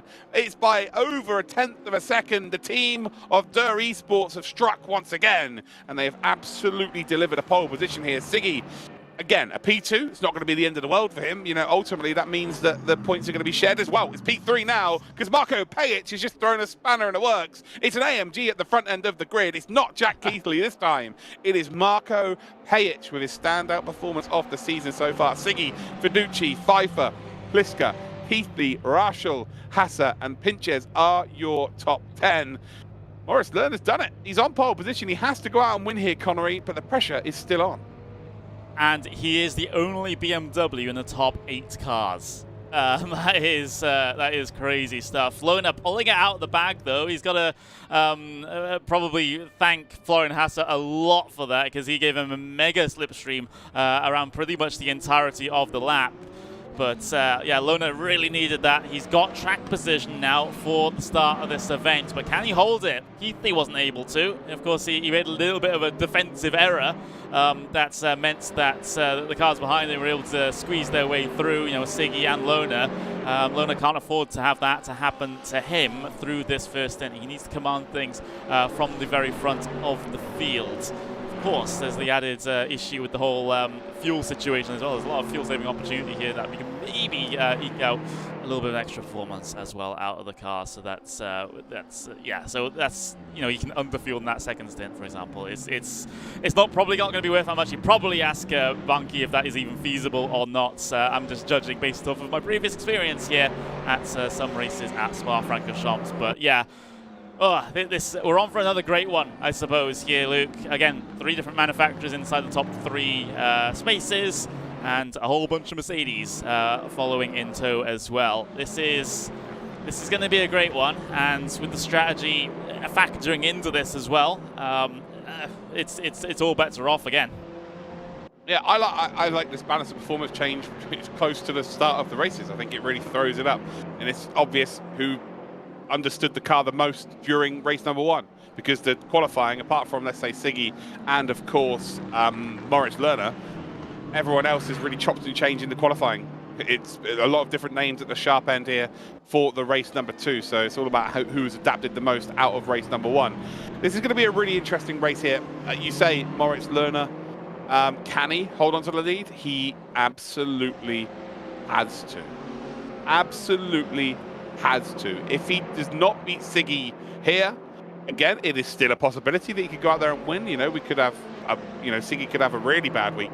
But ultimately, there's just been no evidence of that so far during this championship. Siggy has been the standout driver.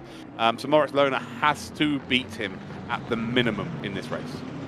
Yeah, that's just the simple fact of the situation now. This is why this race is so important for Lerner. I'm just seeing in the YouTube chat, so RB86 saying, is the steering wheel used to turn the car? Yes, you won't be seeing any of these guys on gamepads or keyboards or anything similar.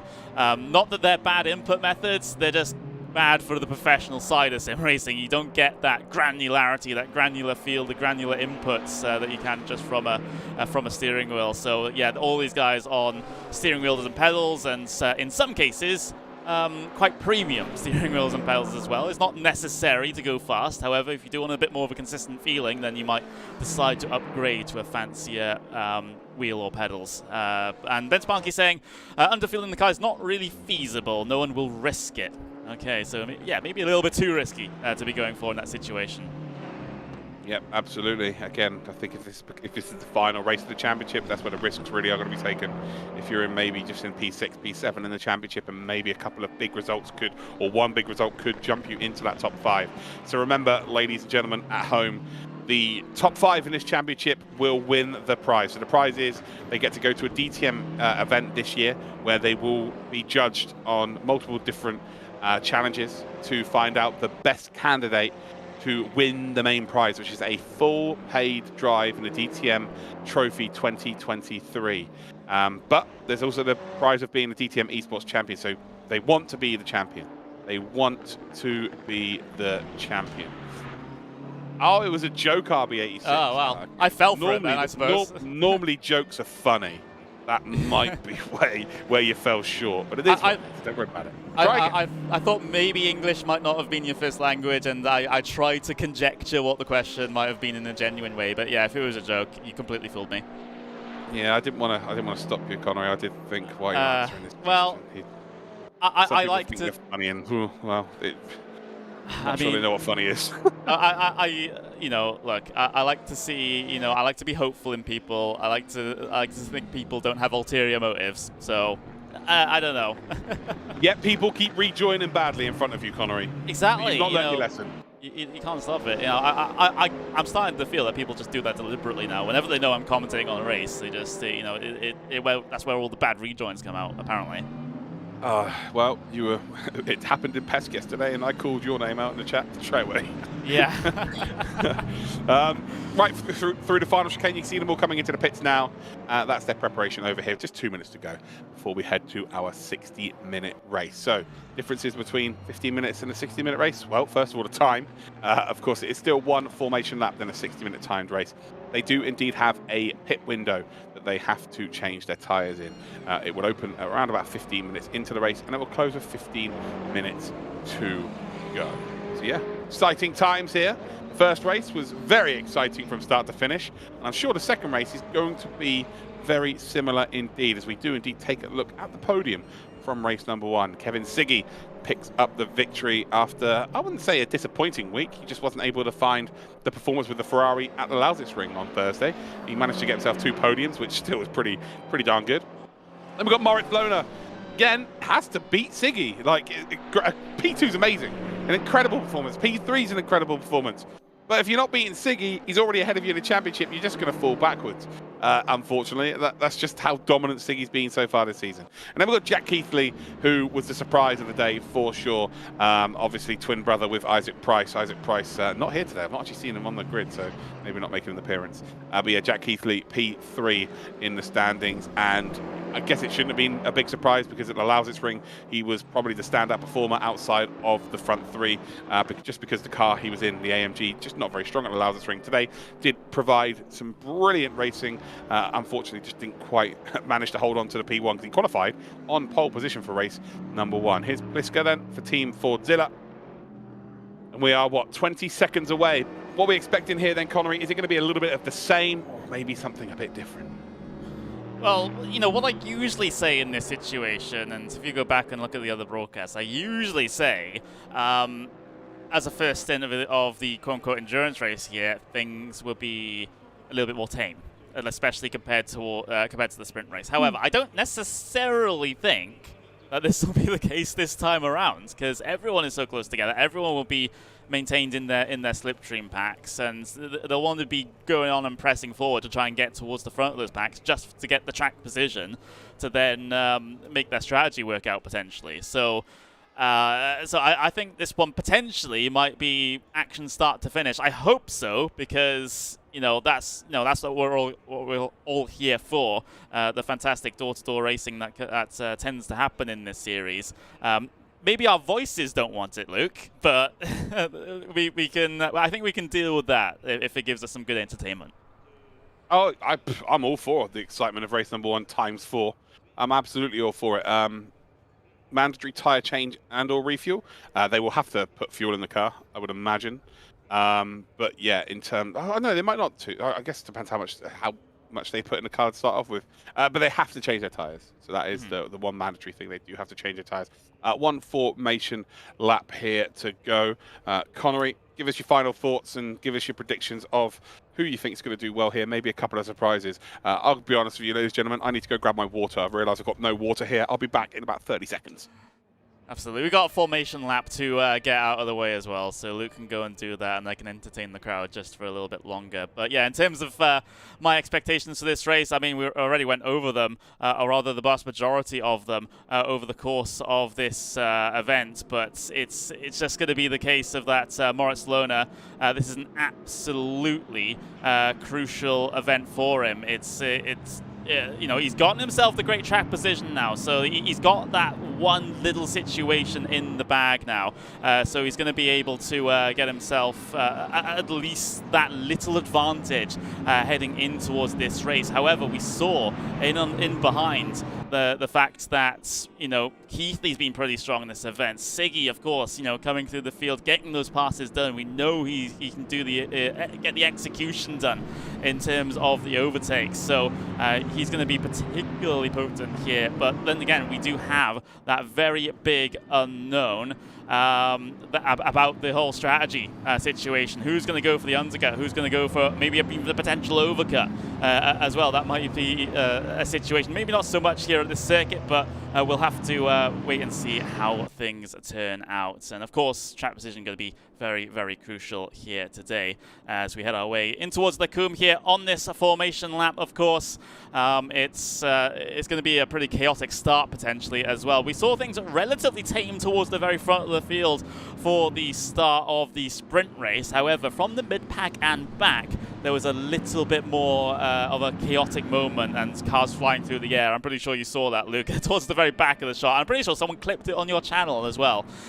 So yeah, that was a bit of an awkward moment back there, but yeah, the strategy is going to be insane here. Once we get towards that halfway stage, it's there's a lot of unknowns, and I cannot make a prediction right now, Luke.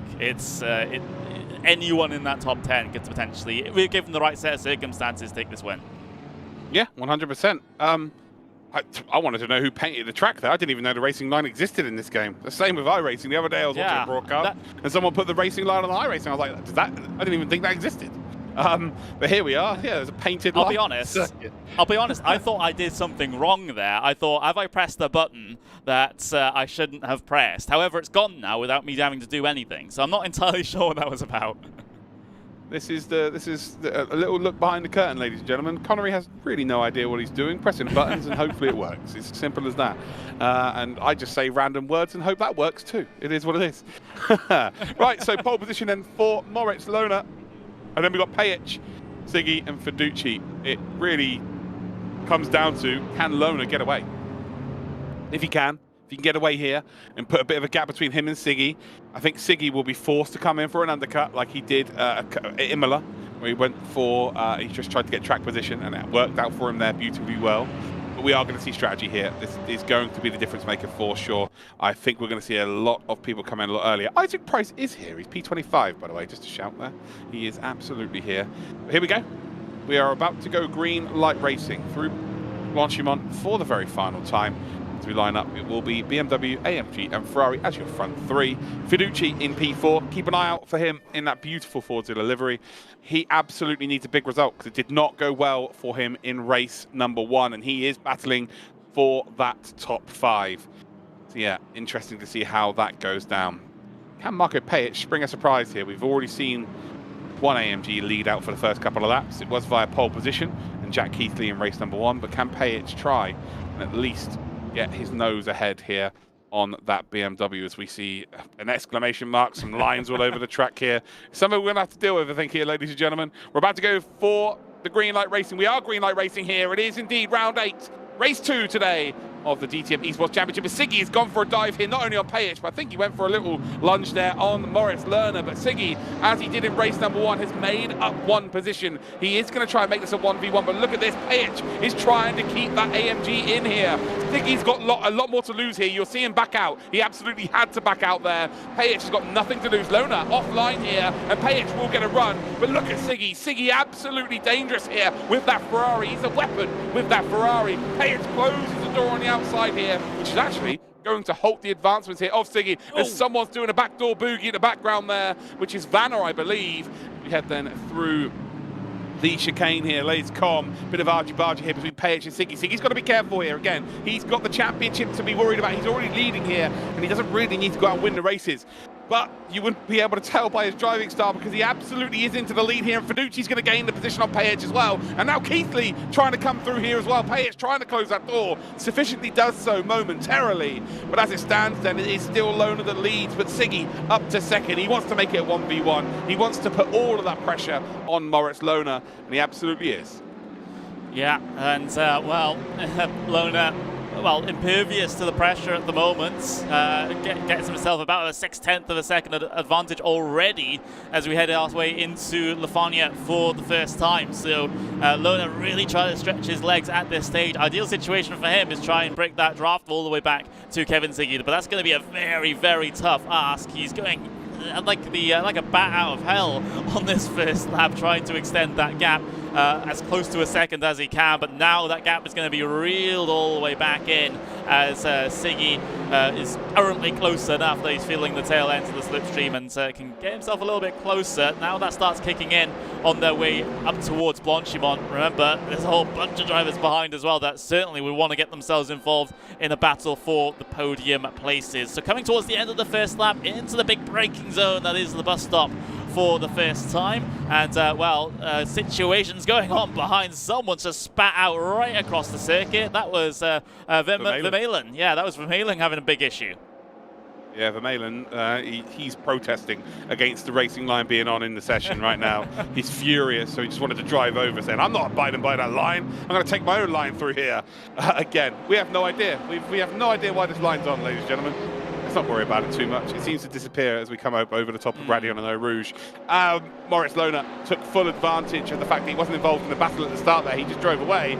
But already, Siggy has indeed reeled him in. Into the slipstream he will come.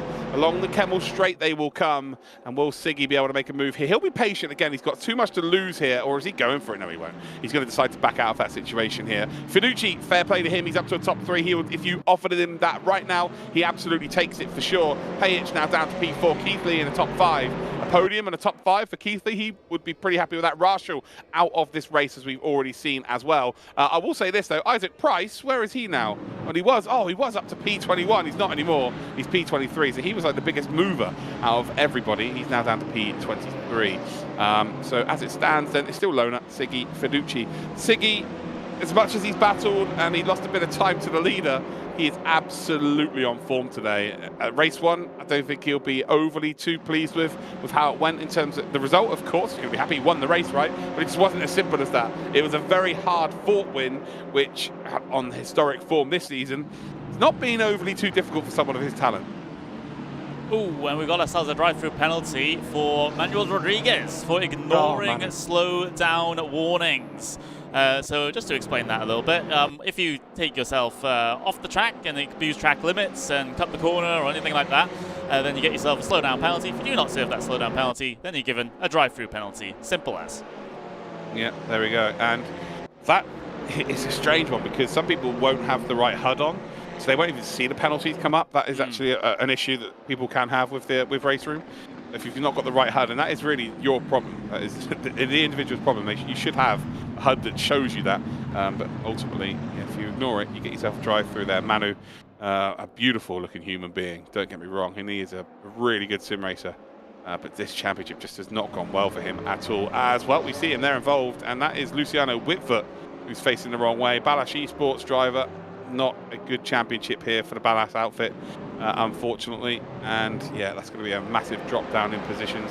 That's probably going to put Price up another one. Yeah, he's up to P22 now. We're on board here with Florian Hasse, who's had an incredible week so far, but today it's not been the greatest. It's been more of a, I don't know, more of a backup driver, hasn't he, to Lona, helping him in qualifying. He's under a lot of pressure from Hugveld, to be fair, although we might see now a transition for P1. So Siggy then is going to be forced to go round the outside, and he is absolutely going to return this RSVP, and he's going to try and hold on to the position. Morris Lerner has to leave the room there around the outside. He should have the inside line through here, should hold the position, but ultimately as they come down the hill, if Siggy gets a nice run, he will send one up the inside through Bruxelles. He's not quite close enough. Really, the real winner in this situation is Fiducci. Fiducci is in the hunt for this race victory. Yep, he is. And, well, Fiducci, he's been waiting for results, well, you know, back on form, shall we say. He's had very consistent results in the championship so far. You know, that's the reason why he resided in 5th place coming into this here today. But this will be a decent boost of points in the championship for him. And, you know, podium finish, you know, ideal. However, every racing driver wants to go for the race win. And, well, in being in the leading pack, the leading 4 cars, is a good way to give yourself a relatively good chance at doing just that. But still very early stages, still that pit stop to be concerned about as well. And by the way, an update on the rogue racing line that we have appear sometimes. Unfortunately, that's not a thing that I can fix at the moment because it's some weird little issue that hopefully will be patched soon.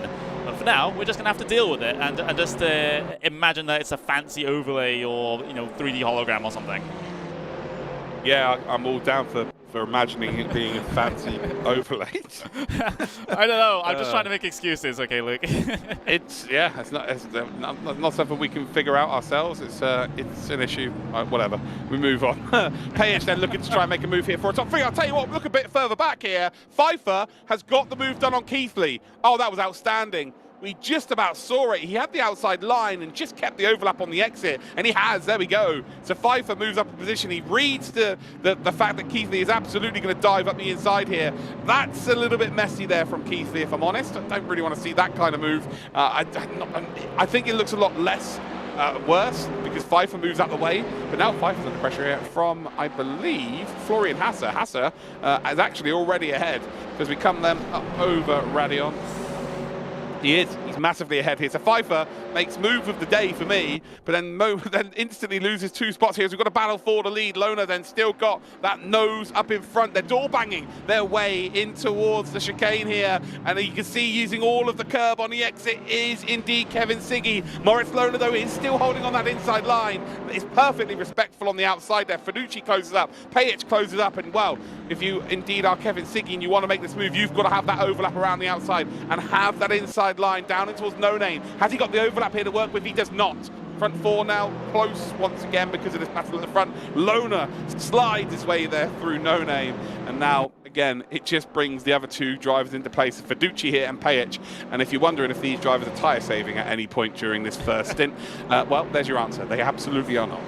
Yeah, it's I don't want to say I was right about predicting how the start of this race would go, but I was right with the outright fighting for track position this early on. No calm. Oh, let's just bring it to the first and only stops that we have here in this race. It seems like well, passing and track position is the name of the game here at the moment. Loner has a good middle sector there, though. He's able to pull out about half a second back to Kevin Siggy. Again, though, that will all be gobbled up because of the slipstream. Fiducci getting himself pretty close here as well. The two Ferraris in the middle of that 4-car pack right now. 10 minutes elapsed, 50 to go. Still a long way from those stops, but if these guys at the front of this particular train decide to, keep going at this fight and keep getting side by sides, then Fiduci and Pitch might have half a mind to try and get down on towards the pit lane slightly early, try and get an undercut while they're trying to go, while they're trying to do battle between Loner and Siggy. Yeah, I think as much as it doesn't look like it at the moment, Keithley's closing up here, and if Hassa and Pfeiffer are clever about this, someone's in the pits here. Oh, that's Manu Rodriguez, I think, actually. Who's coming into the pits. If they're clever about this, let the group in front fight. Has Page made a mistake here? He has. Page makes a huge mistake. He's now dropped a second back here. Who's just been disqualified? I think that might be Manu Rodriguez, actually.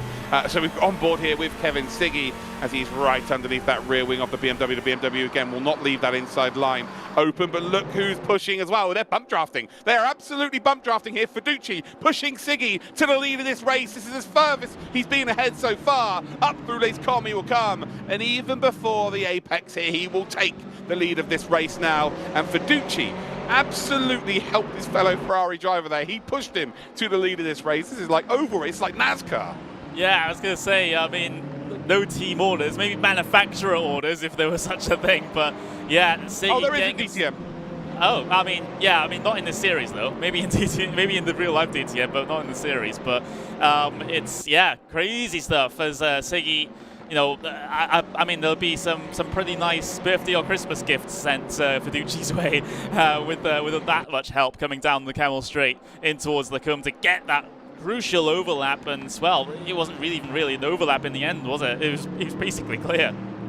Yeah, 100%. It's really nicely worked there, and now Moritz Lohner kind of doesn't need the pressure of Fiduci in behind. It seems like the tyre wear of the BMW is just not very good. It's quick. It's a quick car. It's quick in a straight line, and actually you can see you're probably close right back up here before they even get down towards that bus stop chicane. But it just seems like getting the power down is a bit of a nightmare. If you can nail that, you are absolutely in a great spot with the BMW because it's just so quick once it gets going. Down towards Blanchimont they come, using all of that AstroTurf on the right-hand side of your screen. And here we go, once again. Here's an opportunity. Oh, he's been forced to go around the outside then. Siggy is going to make that move as well. Late on the brakes here. Look at this. Moritz Lohner has got it again. He's got the opportunity again here. Can he get the power down early? He can. He is going to drag race Siggy all the way down towards turn number 1. And I think Siggy's going to have to give it up. No, his second phase. The transition through second to third gear was mega from Siggy. Look at this though, Moritz Lohner pinning Siggy onto the apex here, and Siggy will hold on to P1, but look at this, Fiduci trying to pick up any pieces here. Lohner has to leave that room by the wall, doesn't want to be forcing someone into the wall there. Fiduci really has to back out of this situation here. I tell you what, he hasn't. Lohner's backed out of this situation. Fiduci up to P2, and after race number 1, there's contact between them over the top of Radion here, and this is just going to let Siggy drive away. Fiduci needs this. He had a terrible race number 1. If he wants to hold on to this top 5, he absolutely needs this here. As the pit window is open, you've got the red boxes next to their name. When that goes green, that means they've pit. So keep an eye on that. But ultimately, Siggy's been able to drive away. Page, who lost a full second on the previous lap, has caught right back up here. Who dares call this early, though, in terms of the pit stops? Who decides to come down towards the pit lane? We're already seeing someone, or already maybe deciding to come down in, unless that's a battle there, down in the mid-pack. No, I don't think they're in towards the pit lane just yet, but yeah, this at the end of this lap will be quite telling with regards to who is going to try and get the early advantage, try and get that undercut going as early as is possible. It's especially attractive when you're aware that this leading pack are absolutely fighting tooth and nail for every position. If you can come down in, pit, get some clear air out there, and try pump in quali lap after quali lap, then you're going to be gaining a whole bunch of time over people that are going side by side. Yeah, 100%, but then you've also got to factor in if you're out of the toe. So if you come in early and you lose that toe, we've seen how important that is. So there's one thing, this group of cars of course, you know, they're going to be losing a lot of time. The perfect scenario right now is if you're Moritz Lohner, P3, or the car in front of you, or the car behind you is a teammate. Because then you could come in with them and just go, look, let's work together here. But he doesn't have that. He doesn't have that luxury like we had at the Lautsitzring. So right now, it is all about using your own wits, using your own strategy here to make the best of your race. The front four have kind of split up ever so slightly. Siggy, who I would say would have been a driver to come in early, he leaves the race. He's not coming in early now. Would there be anyone that makes that decision? No, no one's going to make that decision to come in early here. Again, it will be a little bit too early, especially for like the AMGs. There's just absolutely no chance of that happening. Here's Otto Viani, then the R8G driver. As we see a battle in front of Vermeulen, I think, in Attila Dinja. It is. Vermeulen and Attila Dinja. Vermeulen's got a relatively good exit here, though. But Dinja really did open up the exit of the corner to try and, well, he's going to dive on up the inside of turn one here, isn't he? He absolutely is. Attila Dinja is going to make the move there. He's going to run a little bit wide. Vermeulen has kind of sort of done the old Olay there with the red scarf for the ball and said, you crack on, my friend. There's going to be nobody home when you make the move, and I'm going to retake that position. But ultimately, he's now going to be under pressure over Radeon and Eau Rouge up towards Lacecomm. Yeah. And as long as Attila Dinja can get this, get the car planted over the top of Radeon, then he's going to have a big advantage and trying to drag himself as close as possible to get maybe a little bit of the side draft on the way down in towards the braking zone for Lacoum. And, well, Dinja, it requires a big commitment around the outside to be able to do it there, and that's always a closing gap. You don't want to stick your nose in where it doesn't belong through that left-hand apex of that entire complex, but Dinja was able to get away with it there and not tag the back of Vermeulen ahead. So great battle going on here for P11 and back. Of course, you know, minor points, but still points nonetheless, I would have thought, back to this position. So, you know, in the end, it might indeed matter for other positions further down in terms of the championship. But you know, it's kind of surprising seeing some of the names down here. I mean, we've got Isaac Price down in 19th place. Yes, that is an improvement compared to where he started, but it's not usually the standard that we see from him. And I'm pretty sure you'd be fine with me saying that. Yeah, well, he wasn't fine with me saying roll back the years. He had to post on Twitter about me, didn't he? Yeah, unbelievable. It is what it is, Isaac. 28, he said, I'm 28 years old. I'm in my prime. I hate to break it to you, my friend. In 2022, that's an old man in sim racing. It is as simple as that. I'm 24, so... That's true. Do we have the lower third with the picture of Isaac, by any chance? Yeah, we can grab that up. There we go. There you go. Does this picture not make him look 40? I'm just throwing it out there. It is what it is. Sorry, Isaac. You know, I'm going to throw you under the bus after your outburst like a child on Twitter. But yeah, again, Price has just not really had a good day today. He had a great day, providing a double overtake around the outside of turn 2 at the Lautsitzring. But today's not been the greatest. And our first move and shaker, Marko Pajic is into the pits, ladies and gentlemen, from P4 on the grid or on the racetrack, into the pits early. The AMGs, we were told by Bentz that indeed it was going to be the case that their tyre wear was worse than everyone else's. Seems like it's going to be a struggle bus the last 20 minutes here, but the undercut, is there the opportunity here for a gain of a couple of positions? We're on board with Vermeulen, who is now the cork in the bottle, the lead of this train here, ahead then of Attila Dinja. Otto Viani, who's just pulled that blue Ferrari out from the slipstream here, over the top of Radeon, over the top of Eau Rouge. And, well, they've got a BMW of, what was that, Leonard Krippner, who had an incredible week at the Lautsitzring this week, but unfortunately not having the best of days here at Spa. Again, make sure they use all of that racing line there just to make sure that they're on the optimum line as we head then towards Lacecomm. And it's going to be a sweep around the outside of ever I see when Attila Dinja is going to be squeezed there by Vermeulen. And I tell you what, fair play to Vermeulen. He absolutely left a perfect amount of room on the exit there. Didn't have to, could have squeezed him a bit more, but decided against it now. And is it going to be to a detriment effect of his race? It's not. So Vermeulen, hard but fair, aggressive but fair, and Dinja is not going to find that gap. Otto Viani in behind them, trying to find himself an opportunity. And I tell you what, down towards No Name, he's going to force Vermeulen offline. That's clever. That's really clever there from Dinja. You've got to let him back on, though. Vermeulen, though, still holding firm down towards Huon, and it is still Vermeulen that holds the lead of this break. Yeah, a bit of a brick wall at the moment. It seems that the Ferrari piloted by the Belgian driver, and you know, Dinja might get a little frustrated. Now Dinja has to look behind him because Otto Viani has decided to stick one up the inside at the first apex. Lafonia not going to be successful in that little escapade though, and well, Krippner, fourth car in line on this one, not going to get himself involved just yet. Remember though, pit window is open. We've only seen 2 drivers come down in and get the stop done early, shall we say. So Pajic and Pinczes, they have both decided to come down in and get themselves their service done before the 40-minute to go mark.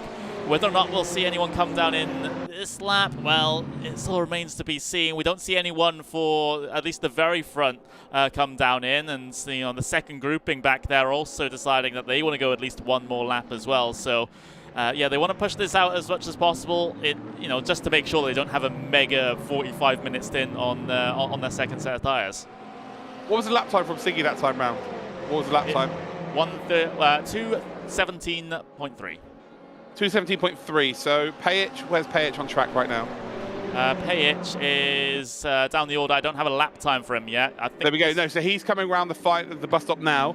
So keep an eye on the next time he crosses the line after this one, and you'll get a look as to whether he's managing to lap similar pace to Siggy, or whether he really does lack the slipstream power. Is it coming in early, having fresh rubber on the car, is it making that big a difference? We'll keep an eye on him. In the next couple of minutes, we'll check out what Pajic's lap times are. So we're looking at around about 2:17.4. You can write it in the chat so we remember, guys and girls. Yeah, let's see whether Pajic's decision to come in early was the right one. Markovic is also in the pits. He's done his pit stop now. He comes back out. Who else is pitted as well? It's Pinczes, Dinya, P20. Too sure who P20 is. Yeah, Seoul Audi on the grid. Might be good to give him a bit of camera time actually in P20. So there we go. Ralph Pringer. There we go. So Pringer there, the only Audi on the grid down in P20. Pit stop done. Markovic just in behind. Markovic right in behind actually, should I say. Fiducci now about a second behind Siggy. Siggy eking out this lead. And whilst you keep eking out this lead, there's no reason to come into the pits, right? Everyone else behind may start to panic and think they have to change something. He can just stay out as long as he wants now. Yeah, the bigger the gap back to Fiduci, the more breathing room that Siggy has. He doesn't have to instantly respond to anything necessarily, you know, and even if he does get the decision wrong slightly and someone's able to get a good undercut on him, they still need to eat into that second buffer that he's been able to build. And if he's able to get that up to 1.5 seconds, 2 seconds, then that's just more the merrier for Kevin Siggy, as Fiduci, well, maybe slightly more concerned about how close Loner is behind at the moment. All of them decided not to come down in just yet, although I did see Jack Keithley. Keithley's in. That's another Mercedes as well. Yeah, Keithley into the pits there. So Mercedes seem to be the cars that are coming in really, really early here. And can you get track position? It's one of those tracks where I don't think track position overly matters too much, because there are just plenty of overtaking opportunities. So this will be a case of they just have to get it. They have to come in. 38 minutes still to go. I guess the cars are going to be a lot lighter, so tyre wear will be in the second phase of this race a little bit better. So they might be able to last a little bit longer, but I'm still thinking the last 10 minutes here for someone like Pajic or someone like Keithley is going to be very much in trouble here. Here we go then, around the final corner for Pajic. We're looking at about 2:17.4 is what we're looking for in terms of time. If he's within a couple of tenths here, I feel like he's lapping as quickly as Fiduci and Loner. What's he produced? 2:17.1. Oh, hello. Oh, I don't know where that voice come from, ladies and gentlemen, but here we are. Marko Pajic is now the quickest out there on circuit. So coming in early to get track position might be the best decision he's made. Of course, he knows that the other drivers will come in eventually, and they will have to have fresh rubber, and they will be quick. But, wow, okay, this is good. Yeah, but, you know, how good are the tyres going to be? You know, at least for any extended period of time, because we saw the tyre drop-off be a little bit more significant for the Mercedes over the course of this event. Oh, was it Price actually taking the toe back to the pit lane there? Potentially, yeah. He's decided to fall through the scenery here, unfortunately. Go on board with Price. He's disconnected. Go on board with him. Go in the cockpit cam. Yeah, that's unfortunate. I believe I can fly. Woo! I believe... No, it's not singing. Carry on. Sorry, the disconnecting race room always cracks me up. They end up flying. They get further and further away, and then you just see, like, the globe. It's kind of crazy. But yeah, there we go. He's unfortunately no longer in this race. So lots of DNFs as we come up towards the end of this race. We've just got Bernd Mailander fan, who actually races in some of the DTM support series, actually. If you don't know who Bernd Mailander is, he is the driver for the safety car for Formula 1. Fiduci in. Yeah, he's also a race driver in his own right. As Gianmarco Fiduci decides to come in, and well, this is a case of, I think he has to cover off Pajic. I think Pajic has already got him, though. So we'll stay on board with Fiduci, I guess, and just see the merge. Got to see the merge between him and Pajic. See where Pajic is. There he is, coming up towards Blanchimont. So actually, let's go on board with Marco Pajic. See how exciting this could be. Oh, we might have to use a bit of helicopter cam here, Connery. I know we've got to throw it out there at some point. Get that chopper cam out. I don't know. In race, I don't have a chopper cam, unfortunately, on Raceroom here. At least. Oh no. No. Oh, that's not ideal. Oh well. Okay. Sorry, ladies and gentlemen. Action cam. Have you got that one? No, I just have the TV cams, unfortunately. That's just the only ones I can access through the overlay, unfortunately. Yeah. Okay, no worries. Up towards then turn number 1 we will come. This will be where the merge is. Where's Fiducci? Is Fiducci coming out the pits? Oh, it's close. It's close. It's very close, and Fiducci's lost it. Pajic then does come out ahead, but it is absolutely nothing. Nothing in it. Fiducci's going to have better tyres near the end of this race, but right now, the longer I think Siggy and Lona stay out here, the more likely Pajic could go into the lead of this race. So these two are going to be very quick together. If they work together here, they've got to be clever. Don't battle too crazily.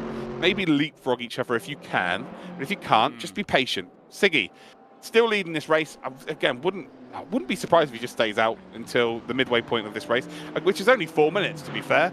So maybe they do come in now. I don't know.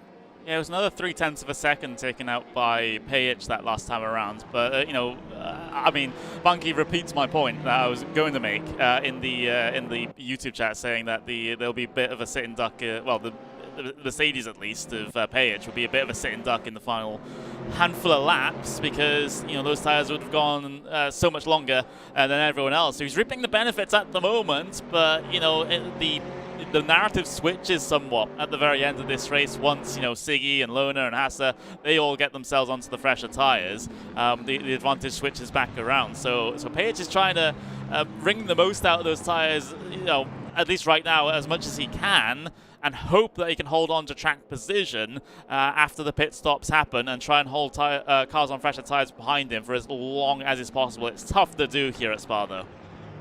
It is really tough. If there's a circuit on the calendar, this is the toughest place to do it. So, yeah, it remains to be seen. But all of these drivers are in this competition at this level because, well, they are really, really quite good. Shout out René de Boer in the chat right now. He is basically my real-life Bent Banky. He will be in the chats when I'm commentating on DTM stuff, telling me when I'm wrong and giving me facts and all sorts of stuff. So big shout out to René, lovely chap, and he's a fountain of knowledge. This guy knows absolutely anything and everything that there is to do with motorsport. There's Alessandro Ottaviani then, trying to find himself an opportunity. You can see the NOS cam there on the right-hand side. He's opening that up for sure. He's trying to find a gap up the inside. He's going to have to go very late on the brakes here around the outside. And wow, he's going to pinch the tailored rig motorsports car onto the apex. And they've taken out the Arnage competition car. And that is a bit of, wow, Adam Pinczes is going to be absolutely furious there with how that's gone down. And that just could have been avoided. I think that Ottaviani, and was it Attila Dinya? I think it was, wasn't it? I think that they were far too aggressive with each other there. I think Ottaviani, he set it up nicely. I don't think the move was ever quite on. I don't think he's quite close enough or big enough in terms of the overlap around the outside. But Dinya did not leave him any room around the outside at all there. He squeezed him off the circuit effectively. Pinczes is going to be furious, and I'm sure that will be looked at by the stewards for sure. But again, another mid-pack battle here. We've got Ottaviani, Dinya, then we've got in behind Paringa, then we've got Markovic, we've got Vermeulen, and then we've got Adam Pinczes. So that is the mid-pack battle. They're a little bit further back though on Pfeiffer. They've got Keithley. Keithley, how far is he behind Fiducci and Pajic? About 3 seconds, so similar to what he was when he came into the pits. But Fiducci, Pajic, they're lapping quickly right now. It's all about when Siggy and Lona come in. I would imagine Siggy and Lona, they come in now. It's pretty much the halfway point of the race. They split it 50-50 and then just see what they can do. I think Lona's playing a very clever game here, if I'm honest with you, Connery. I think he realised, we saw it earlier on, when he was under so much pressure from Fiducci, he just gave the position up. I think he's playing the long game here. I think he knows that if he could be in and amongst it with 10 minutes to go, he has the car to make the overtake to win this race. Another point, though. Pajic 117 flat last time by 5/10, almost 6/10 of a second faster than your race leaders as well. Here comes Siggy then, down towards the pit lane. Feels like he's hemorrhaging a little bit too much time. Pitting around about the halfway point, not bad place to be, as Lona has also decided to come down in. Hassa, though, has decided to go at least one more. Yeah, it's nothing to do with the fact that they would double stack and lose time in the pits. It is just a preference here. They want to maybe have a bit fresher tyres with the last lap to go in this race. But as it stands then, it is Moritz Lohner and indeed, well, Marco Pajic. Well, here we go. So Marco Pajic and Fiduci, ultimately, they're looking to take the lead of this race. They came in early with their strategy. They made the call to come in early. They're going to be hurting later in this race. But what has it meant for track position? There is Siggy, and Pajic is not quite going to get him.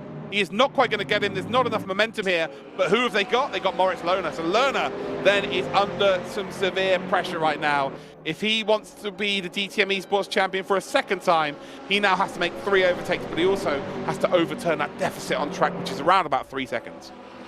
Yeah, he does. So he needs to catch up, get back inside the slipstream. Of course, the fresher tyres will be helping him to do so, and a potential battle between Pajic and Fiduci might also assist in that as well, as Fiduci decides to head his way down the inside, aggressive at Lecombe, trying to get this pass done on the AMG Mercedes. The fresher tyres on the Ferrari going to be paying dividends as they head their way through Malmedy, as Fiduci on the inside almost crowds the Mercedes off the circuit, but he's got the position done. That was a quick decision there for Fiduci to go aggressive. Now we can start the chase after Siggy, but with a couple of laps in terms of the lap delta on the tyres, it's going to be a very tough ask. But he felt like he needed to get by sooner rather than later, and lest he risk losing the slipstream to the leader.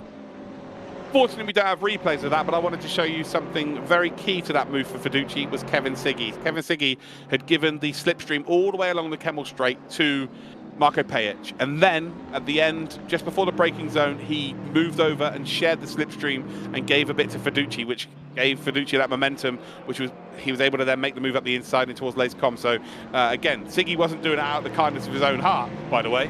Like, he wasn't doing it to get Fiduci ahead. It was a case of he wanted to slow them both down. So he wanted to give, instead of one driver 100% of the slipstream, we wanted to kind of give them 50-50, which means that they both benefit 50% less, effectively. As Dorniden is into the pits then, and so is Petr Pliska. Has stayed out, by the way, again. So he stayed out another one. Leonard Kripner has also stayed out here. And we have got Fox, who's not into the pits as well. Although I don't know whether they've quite come past the pit entry line here. Well, there's Fiduci. There we go. So actually, no, Fox did come into the pit. So you can see the Media Markt car there through the pit lane as it stands. So Fiduci trying to chase down Kevin Siggy. I thought Siggy was going to be able to drive away here very, very easily, but he absolutely is not. That is close, isn't it? And actually, Moritz Lohner is very close as well. So they are all starting to close up here nicely. And I think we are, I don't know, imagine a pot of potatoes on top of the stove right now. And they're just around about Mark 4 on the little knob that you turn. And then when you're going to get to, you know, Mark 6 is going to start to boil. I think we're around about 5 minutes away from this starting to boil. I want more gas stove analogies from you, Luke. Like, it's good to paint a picture, I suppose. But you are right, no matter how convoluted the metaphor. But it's, yeah, Siggy, he's been unable to get away. That was a crucial little sort of lap, half a lap for Siggy, because, you know, it would have really helped his case that he was able to get himself more than a second ahead of the battle behind him and able to try and run off into the distance with the fresher tyres compared to the two of them. But he was unsuccessful in doing so, and now the difference in the tyres is somewhat equalised due to the fact that Fiduci, can just allow Siggy to pull him around the racetrack and keep him in contention. So, I always call the draft a great equaliser. It seems like it might be happening again. Yeah, especially around Spa. Spa's very renowned for it. It's really about whether Moritz Lohner can get involved. We know once that BMW gets going, it is an absolute monster in a straight line. It's just about laying that power down. That's where it struggles, the acceleration.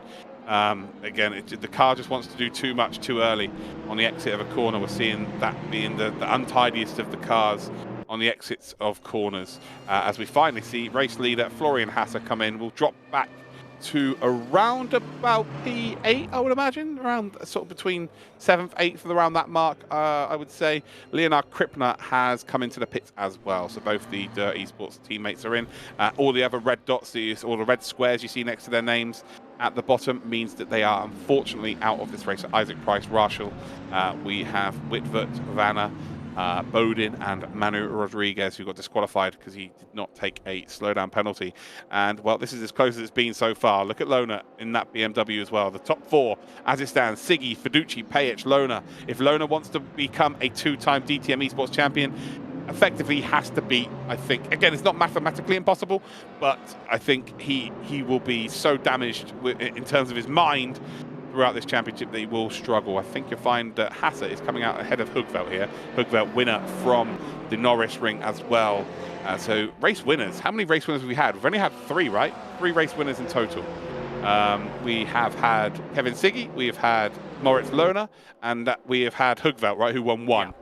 So, yeah, are we going to see a new race winner here? Fiducci has got a lot of work to do here. Pajic potentially for Veloce. Can they maybe give us our 4th different winner of the season? Yeah, so it's, well, in terms of teams, of course, you know, Fiducci says, well, of course, part of Team Fordzilla, so it's Redline from Fordzilla from Veloce at the moment, and then you've got DTM Esports in 4th place, and of course, Jack Keithley, it says, of course, you know, from Williams Esports, he's in the Williams Esports livery as well, so yeah, 5 different teams represented in the top 5 positions, which is what you love to see. Love to see the varieties in terms of the liveries towards the top as well, so it isn't just one team that's trying to win everything. I mean, you can apply that to many series, not even in Raceroom as well. But that aside, Kevin Siggy doing a fantastic job. Still about half a second ahead of Fiducci with the fresher tyres as well, so that'll be a big benefit for the final 24 minutes that we have to run. Now, Fiducci's in a little bit of an awkward spot at the moment because he's not quite getting close enough to apply the pressure onto the back of Siggy. Yes, he's maintaining the slipstream. He's being within that second that he needs to try and get that. And it's, you know, the gap fluctuating between about 0.5 of a second and 0.8 of a second at the moment. But it's not getting any lower than that for Fiducci. And if Fiducci wants to have himself a chance at a race win today, he needs to continue to try and push on. He needs to try and extract as much performance out of those tyres as is possible to try and get close enough that you can actually have an attempt here at some point. Yeah, but is it intentional? Is it a case of, look, I want to have really good tyres? You know, it's all relative, isn't it? Like, we won't have the most amazing tyres because they'll be around about 25 minutes old. But last 10 minutes, I just want to have half-decent tyres to go and attack him and let him burn them out right now. I'll just be dragged along. Like you said earlier on, that might be the case here. I think Lona, again, he's the one who has to really pile the pressure on now. In terms of the first race there, Marin Heller, it was Kevin Siggy that won the race. It was Moritz Lona in 2nd spot, and then in 3rd it was Jack Keithley for Williams Esports in 3rd position. As it stands here, Siggy looking for a double race victory here. Fiducci in 2nd spot then, which would be a really good day, real good turnaround, because race 1 he was involved in an incident that ultimately cost him a shed load of points, was in the top 5 coming into today. A P2 here would definitely consolidate him and put him in a top 5 position coming out of today. Jack Keithley with a podium in race 1 and P5, he could be staring down the barrel of potentially moving up into that top 5 of Ottaviani, who was in 5th position, or was he 5th position or 4th spot? Ottaviani was actually 4th position, not had a good day here today. Keithley could be a driver that closes that gap. So as much as Siggy winning this race would make the championship very difficult for anyone to win, battle for the top 5, because remember, the prizes for this championship are 5 drivers will advance and go to a sighting event with DTM. So one of the events this season during the championship, and they will be judged on, during some challenges, and the winner over those 5 drivers, the best candidate, will win themselves a full paid-for season in the DTM Trophy 2023. So yeah, it's all great being the DTM Esports champion, but getting that top 5 is the main objective right now. So yeah, the landscape of this championship is absolutely going to change here. Keithley, who was our vice champion for season 1, the first ever DTM Esports, and it was indeed Moritz Lohner who is our current champion, hence with the number 1 on his car. Kevin Siggy is looking to become not only a top 5 driver here to get to the sighting event, but also become a champion. He has been, well, 2022 has just been an incredible year so far for him, and he's looking to extend that with a DTM Esports Championship. Fiducci, though, he's looking for a race victory here. He wants to try and get himself into that top 5.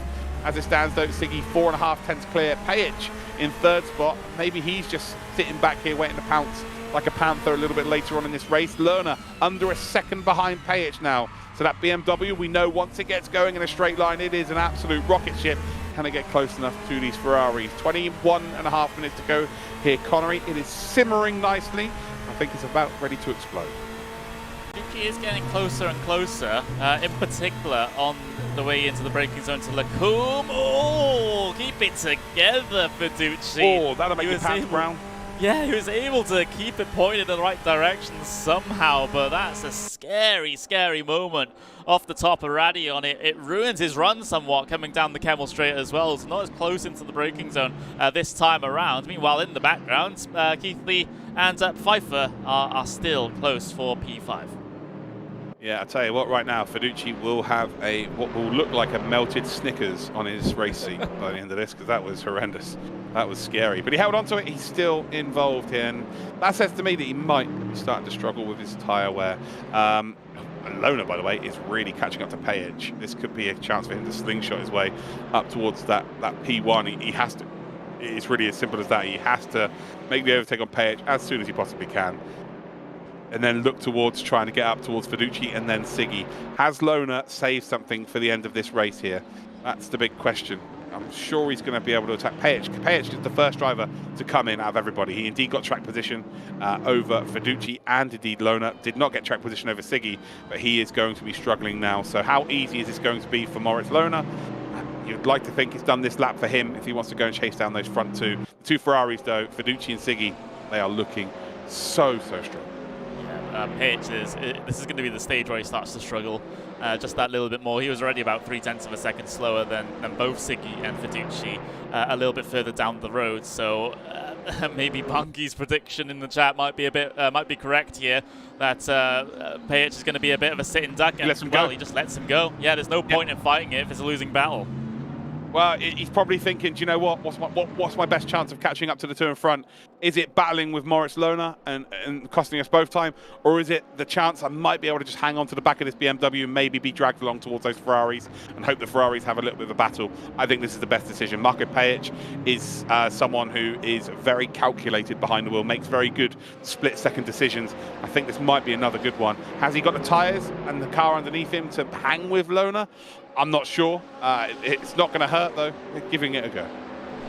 Yeah, I mean, you got to do all you can. You've already shown your hand with regards to your strategy, and it's some success. You're able to hold on to those positions just for a little while, but unfortunately, on the back foot now. Sorry, Pfeiffer's got to run here for P5. You can just see him behind here. Jack Keithley in the number 44. Both of these drivers sporting the AMG. I thought Pfeiffer was a little bit closer. Again, sorry to cut you off there, Connery. It would appear that these two battling like they are, Hasser is indeed closing that gap as well, and he has got some fresh rubber. So again, if he can get that BMW's traction down on the exits of corners, could be in for a decent finish here, and maybe looking to push into a top 5. And with the incredible week he had at Lautsitzring, a top 5 here would be massive in terms of making his way towards that front 5 in his championship. Fiducci, by the way, I thought he was done and dusted with that mistake over Radion earlier on, but figured it out. 0.4 of a second now behind. Lona needs these two to battle realistically. Can Fiducci throw something out there? A P1 right now, and he is going to put himself in a very strong position to be in that top 5. And actually, Fiducci was in the chat on Thursday, wasn't he, after the Lautsitzring, going, I don't even know why I bother. I feel like my championship's over. I'm not going to do this anymore. And while he has absolutely come back fighting today, it's really good to see. And he is, well, being rewarded for that faith in his ability. Well, of course, with the last-minute balance performance change, it affected the Ferraris the most. However, we got two Ferraris. Yeah, we got two Ferraris, P1, P2 at the moment. Of course, we still have the rest of this final stint to run, and there are cars on fresher tyres, quickly catching in from behind. But it's an intriguing one, isn't it? It's maybe that there wasn't enough of a balanced performance hit for the Ferraris, who knows, at this point. But 17 minutes left to go. Still a good portion of this race yet to get completed. And, well, Fiduci's in the prime spot right now. However, do you just sort of wait and delay it if you're Fiduci right now? Do you not want to try and start the fight here, because you're risking it becoming more of an extended battle, and then all of a sudden you've got Lona from 2 seconds back catching up. He's got Pajic in tow as well, despite the old tyres on that Mercedes. Do you want to run that risk? Wow. I don't know. It's a double-edged sword here, isn't it? He's got a lot to lose if he does make a mistake, but there's a bit of a gap to work with here. Pfeiffer right up in behind Keithley. He is bump drafting here. absolutely slam dunk bump drafting there, pushing Keithley away so that Hasse doesn't catch up, which is really, really clever, actually. So these two realizing that actually P5 is the highest they can maybe be looking at. And it's a case of Pfeiffer is trying to isolate Keithley here. So later on in this race, well, we've only got 16 minutes to go, but in the sort of last 5 minutes of this race, he's isolated enough that it could be 1v1 for that top 5 and pick up some big points. Remember, they've got Hasse closing in from behind as well. That gap now down to 1.5 seconds between Pfeiffer and Yeah, it's not Hasse, doing a lot of good. Yeah, I mean, try as they might, it's an inventive strategy for certain. You don't see it that often in GT machines, but yeah, I think it's you know, you're sort of losing the fight still, and it's not really doing all that much. So at some point, the strategy might change for Pfeiffer. It's like, okay, maybe Keithley's just holding me up here. I'm just going to try and get past seriously and then try and run off before Hasse can get to me. But yeah, I mean, it's a decent attempt, I suppose. I won't hate on the attempt. Yeah, I think Florian Hasse is going to be like taking candy from a baby, catching up to those two, I think. Remember, Hasse came in so late in the stint as well, which means he's going to have those fresher tyres. We know that AMGs really struggle on tyre wear around here specifically. So yeah, that BMW is going to catch up, and it's going to be relatively simple. But as you can see here, they're trying their absolute best. They are working together, but look how close that BMW is catching up, and look at the speed difference in a straight line. It's scary how quick that BMW is. But again, it's here really where the BMW struggles. Getting that power down just seems to be a bit of a struggle. You see the BMW all over the show there. Still just up ahead here. Payich not really able to hang with Lona by the looks of things. Lona 2.2 seconds behind Fiducci. Just isn't really catching up there. It would appear he's done the fastest lap of the race, but it's just to no avail. The front two are just, if anything, extending the lead. I don't think Lona's quite got the pace to keep up with the Ferraris. Fiducci just falling a little bit further back, albeit 0.6 of a second back from the lead. If you're Pfeiffer here, if we're talking about a P5, I think you've got to realise that Hasse is just catching up here. This bump drafting isn't necessarily working too well. It might be a case of just get out into track position and hope that Keithley backs him up effectively. And Keithley makes it very difficult for Hasse to overtake. So I think these two staying like this, they're only going to get caught, and it becomes, especially through Blanchimont down towards that bus stop chicane, that BMW, if it's anywhere near, it's going to absolutely obliterate the both of them. Yeah, again, that's why I said maybe the strategy for Pfeiffer becomes, okay, I'm just going to put Keithley between me and Hasse, and hope that Hasse has big trouble trying to get past Keithley, and maybe I'm safe for the end of the race. Yeah, do you know, it's fun to watch though. I remember first time I saw like GT bump drafting, if you like, was during a DTM Race from Home Challenge when the whole COVID stuff kicked off. It was Kelvin van der Linde and Sheldon van der Linde who were bump drafting each other in a race around the Nordschleife. So that was fun in 1994 DTM cars. So they were both in the Audi Quattro. So that was fun to watch. But yeah, seeing it at this level is cool. It is absolutely cool to see. It's nice to see that these drivers are trying to be innovative and try and win. They're trying to win races. They're trying to get the best performance out. They don't want to be getting to tomorrow morning thinking, oh, I just could have done so much more. You know, at least they're trying something different, something new. And you know, Keithley, I don't think he's going to be like overly unhappy that it's happening, but he won't be too pleased with it either, because he's the one that's mostly at risk of being spun around. But as you can see in the background, there's Hasse with 12 minutes 30 seconds to go. He is catching up, but the AMGs are doing a relatively good job. The lead though, that's where the real onions are being cut. Siggy is, well, he was pulling that gap out. Again, the timing doesn't seem like it's working overly too well on the top left of your screen there, because it was it seemed a lot closer there than 0.8 of a second, which it was at one stage.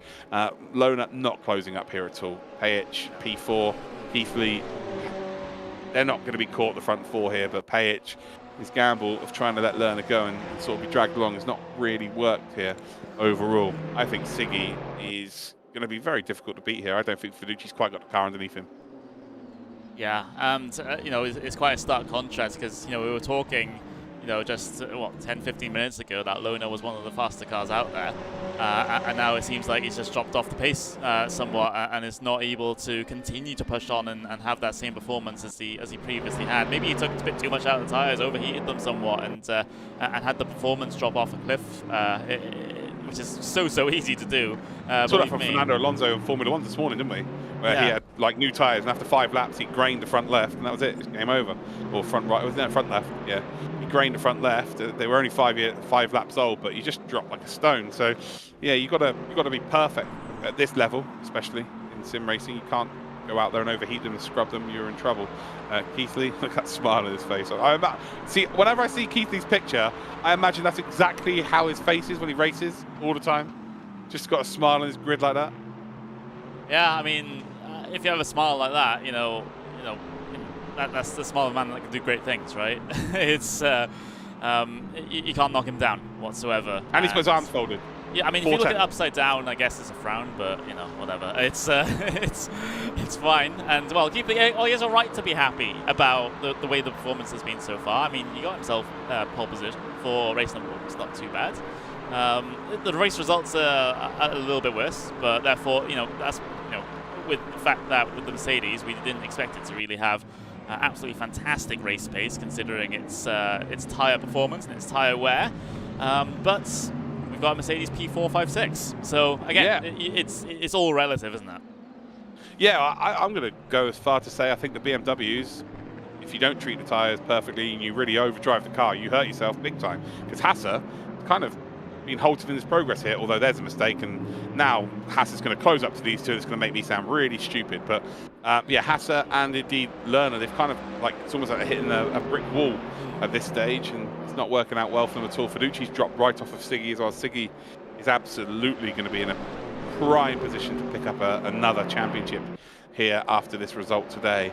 But yeah, talking about Keithley, it's not just today, is it? It's the last sort of 4 races he's really announced himself here, and he will feel like he's got a genuine opportunity of making it towards that top 5 in this championship. I'm really interested to see what difference it's made. So as it stands right now, I don't know if you want to pull up the championship here. I know they're pretty close, but we know we're not going to see a move until right in the dying embers of this race. But Kevin Siggy leads the way, 220 points. He's 45 points clear of Moritz Lohner. Remember, this does not include race 1 or race 2. We will have the official standings at the end of the stream. Moritz Lohner, he's going to be pretty comfortable in P2 in the championship. We know that. Florian Hasse, P3, he might be under a little bit of pressure here from Fiduci. Ottaviani's going to be a one that drops out here, I think, as well. So Ottaviani's going to be out. And this opens the door to someone like Jack Keithley. So I think Jack Keithley, he won't quite be in that top 5, but he will be, I think Ottaviani is going to be in P5, and Jack Keithley is going to be right on his coattails. So very close for that top 5. I will trust in your mental maths. Your mental maths is probably better than mine in this one. I prefer to wait and get ourselves confirmation of the points from race control. I'm just trying to paint a picture here. I know, yeah. I mean, we can conjecture a little bit. I mean, if, at least for the last couple of rounds, I'll be setting up my spreadsheet and trying to attempt to do like a live call out of the points to see, what the actual championship picture looks like. But we don't have that right now. What we do have is still Keithley and Pfeiffer close for P5, but they don't seem to be in... they don't have the appetite to fight. And I kind of, think that maybe Florian Hasse, he's kind of stalled out in his run somewhat. However...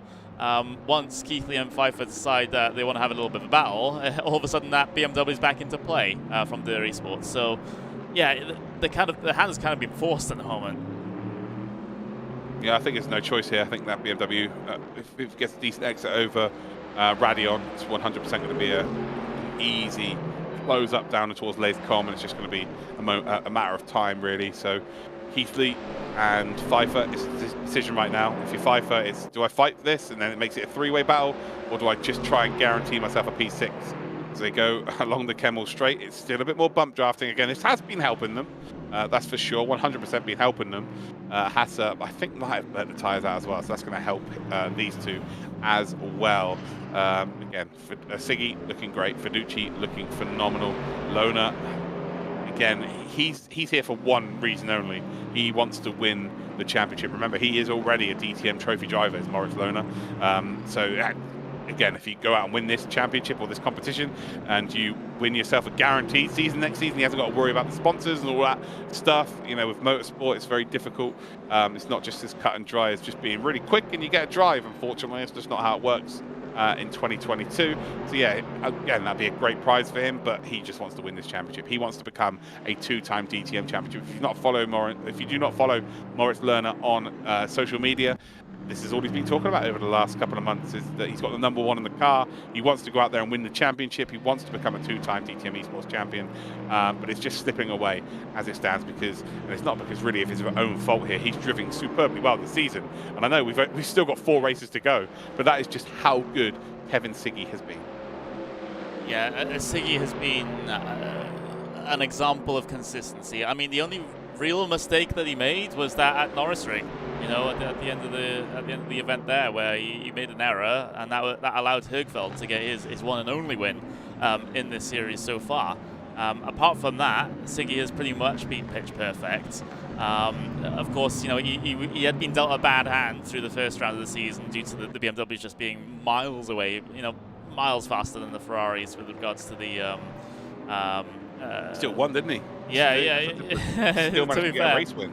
To be fair, he did win, and you know that's part of, you know, reason why he's so far ahead in the championship. Yeah, just a Siggy bop. That's going to be the situation. Like he has to wear a stiletto high heel on one foot or something. Yeah. Like that's you know, and like he's only allowed to wear one glove or something. I mean, you got to do anything at this point. I think if you're race control, but there we go. Make him wear a Pyrrhus eye patch. I'm just thinking of things to balance. I'm still on balance performance of Kevin Siggy right now. How else could we penalise him? I don't know.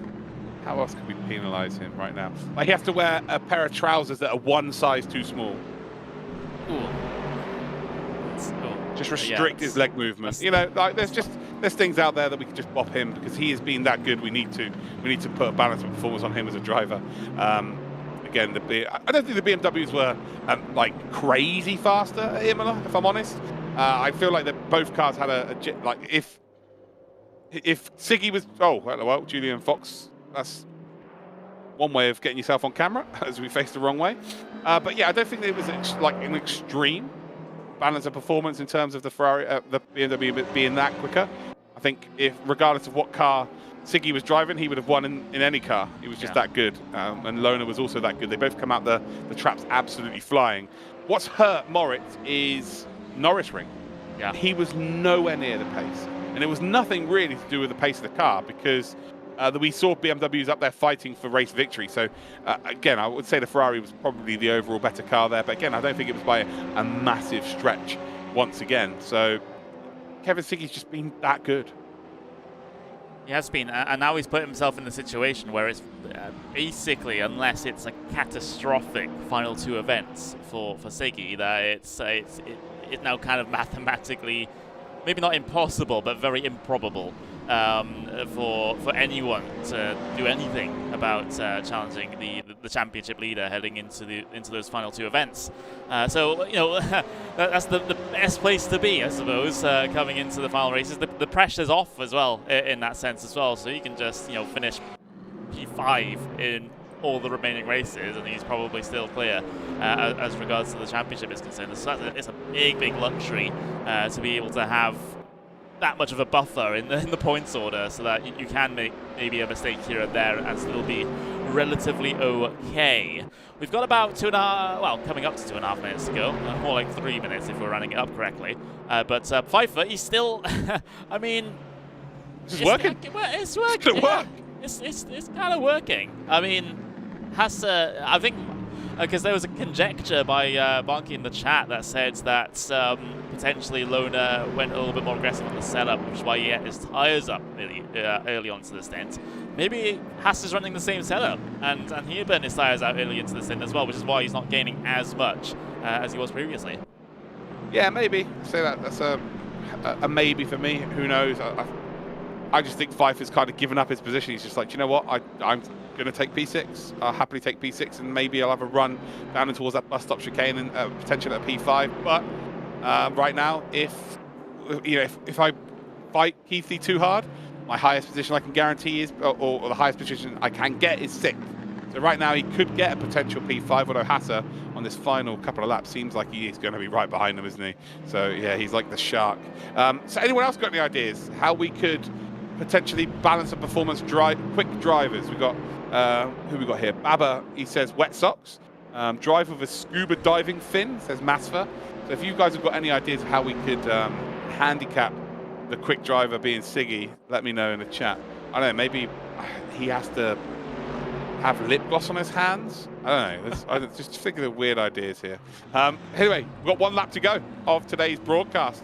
And can these two AMGs work together and keep that BMW in behind? I'm not sure it's possible. I think Haas is now close enough. And actually, this is where he's going to struggle, is the corner exit, but he's absolutely nailed it this time round. It might be worth having a little onboard here of Florian Haas, as there's a battle in behind here as well, isn't there? Who is that in behind? That is Dorniden and Hugveld. So Dorniden coming back up here. Hugveld was trying to make a move. Again, he is a race winner from the DTM Esports 2022. And in behind them, they've got Peter Pliska as well. So Hugveld then's going to have to go all the way around the outside. Ferrari struggling for traction on the exit here as well. And these three are going to be, well, almost touching each other as they come up ready on the Rouge. Final lap we come. What about the battle in front here? Does Hassa get a chance? We'll be able to see both of them, I reckon. Well, here we go. Hassa's not close enough here at all. And Pfeiffer has decided, you know what? I am absolutely going to wait until the end here. Who's Hugveld? Hugveld is being involved there. They're all too close. I tell you what, though, Pajic is dropping right back here. There's a battle for a P4. Pajic, I think he's underfueled. I think he's underfueled here. He's either made a mistake or he's underfueled, because they were miles ahead. The top 4 were miles ahead. And we will see. If Keithley closes up to the back of Pajic here relatively quickly, we know that Pajic is fuel saving. He is in trouble. Yeah, so there's Kevin Siggy. So he's taking his way through Pouhon for the final time. Time has now expired. So that's the confirmation of the final lap. And, well, Pajic, it's either that or he's just fallen off a complete cliff with regards to He came in the earliest, remember? First on the pit. So the tyres are going to be absolutely dead right now. It is a case of just make sure you get to the end in P4. So this is the battle then for 4th position. Siggy's going to win this race. Fiducci is going to finish in 2nd by the looks of things, and Lona is going to take P3. We're coming down towards Blanchimont then for the very final time. Kevin Siggy, Team Redline. It's been a phenomenal day for him today. He absolutely wrote the wrongs, or rewritten the wrongs, from what happened at Lautsitzring, where he just wasn't really on the pace. I say that, he got 2 podiums, so I don't know what the hell I'm too worried about there. He's still extended his championship lead up towards that bus stop chicane. Going to be 2 wins from 2 here at Spa. It is almost one hand on the trophy. DTM Esports 2022 round 8 is going to go the way of Kevin Siggy. Absolutely deserves it there. Fiduci, and not a good race number 1. He's going to finish in 2nd. Alona is going to finish in P3. And Pajic then is going to survive. Keithley is going to hold on to P5. And Pfeiffer nearly lost out there to Florian Hassa. Hassa was chasing them down for what was about 40 minutes in the end on the 2nd stint. We then got Markovic here, who's going to come across the line in 14th. Nagy, Vermeulen are in 13th and 12th position. Ottaviani, Krippner in 11th and 10th. Pliska finishes in 9th. Dorniden in a P8 there as well. Incredible stuff here. Siggy takes another win here, Connery. Absolutely well deserved. It looked like Fiduci might be able to spoil the party today. For about 15 minutes, it looked like he might be trying to save something towards the end and really attack. In the end, though, Kevin Siggy absolutely showed why he's the leader of our championship. Yeah, and, well, what a comfortable performance for Siggy. That was schooling everyone for all intents and purposes. There's the confirmation of the race results, of course, pending steerage review. They might look at a few things over the course of both the races here today. But Kevin Siggy takes the race win from Fiduci from Lona. So that is basically one hand on the championship trophy, you would argue, for Kevin Siggy with a performance like that. Then we've got Pajic and Keithley down to P5. So yeah, I mean, that kind of fizzled out a little bit, so I was kind of a little bit disappointed there towards the end that we didn't get ourselves like any huge grandstand finish or anything like that. But I think all the positions were kind of decided through the strategy and after the first 10 minutes of the 2nd stint. Yeah, I think this is going to be really interesting, because coming into today, it was Kevin Siggy that led out. Lona was in 2nd. Hassa was in P3. Ottaviani was in P4. Fiduci was in P5. I think Fiduci is now P3 in this championship. I think Florian Hassa is P4. I think Ottaviani is just about hanging on to P5. I think Keithley is really close in P6 now. We will find that out. What an incredible set of races we have had. We are just going to go to a very, very short commercial break while we indeed do get our graphic for the championship standings. I'm excited to see who's in that top 5. Remember, top 5 in this championship, they will go to a DTM sighting event during the season, the real life racing, and they will be having challenges and they'll be judged as to who is the best candidate and will be chosen as the prize winner. So there'll be a DTM Esports 2022 champion, whoever wins this championship, but then the top 5 will all go to this sighting event, and then the best candidate will be chosen, and they will get a full season paid for in the DTM Trophy 2023. So we're going to go to a very quick commercial break. Please stick around, and let's find out who indeed are in that top 5 going into our final 4 races. Auto Hero ist dein Online-Shop für Gebrauchtwagen. Wir verkaufen nur Autos aus unserem eigenen Bestand. Jedes ist von unseren Kfz-Experten general überholt und rundum aufbereitet. Und du erhältst 1 Jahr Garantie. So unbeschwert kann Autokauf sein. Finde jetzt dein Auto bei Auto Hero.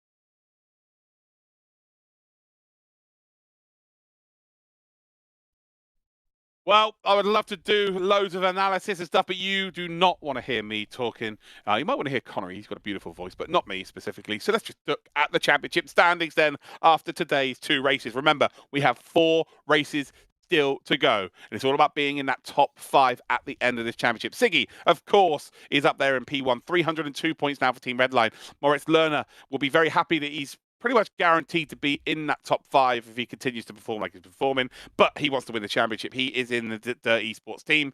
He is on 244. Florian Hasser holds on to P3 with 182 points. Alessandro Ottaviani is on 171 points. Fiducci then on 170, only 1 point further back, but the big factor here is there's a 20-point gap then between Fiducci and Leonard Krippner. I forgot about him. He's on 150 points then for Esports as well. And then Jack Keithley has put himself in and amongst it. Look, he's got an 11-point gap then to P8 of Christopher Hugveld, but he's only 8 points back from 6th. He's only 18 points, or should I say 28 points back from Fiducci. So Jack Keithley is starting to find a bit of form, and him and Fiducci are really the Form 2 drivers outside of Lerner and Siggy. So Ottaviani, he's the one who really needs to be on his guard, the same as Leonard Krippner. Connery, sum it up. Siggy show, of course, today, incredible from him. But the rest of the field, Jack Keithley starting to find that vice champion form that he had 18 months ago.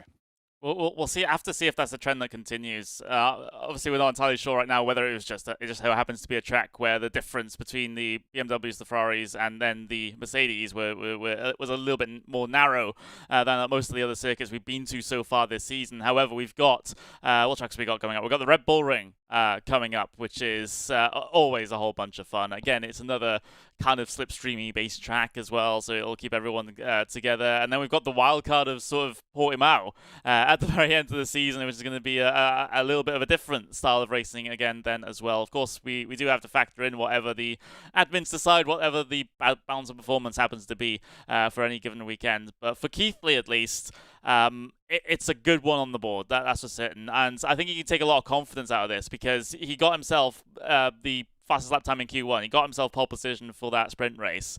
There is some pace in that Mercedes. It just needs to be unlocked, and it needs the balance of performance to go his way. So yeah, for Keithley, it's not impossible for him to get himself inside the top 5 at the end of this. Another 2 good results in the next 2 rounds, then we can maybe start talking about it. But nothing's ever a guarantee in motorsports, apart from maybe Siggy winning the championship at this point. 100%. Could not agree with you more. We'll be back for the Red Bull Ring on the 21st of April. And then on the 28th of April, we head to Portimão. So it's going to be like a doubleheader 2 weeks in a row. We're not back for 11 days. So they get a bit of a break now after this frantic, crazy doubleheader this week. And while Connery, I've had it's been a ball working with you today for this Sunday. It's now time for us to go and have a beer and relax. But to all of you watching at home, hopefully you've enjoyed this as well. Hopefully you join us for the rest of the championship season. Kevin Siggy leads the championship heading into the final 4 races. We have indeed got ourselves Moritz Lohner in second spot, struggling to keep up with the pace of Siggy. Jack Keithley is on the charge for that top 5 and getting towards the prize for the DTM Esports 2022. We'll see you in 11 days' time for rounds 9 and 10.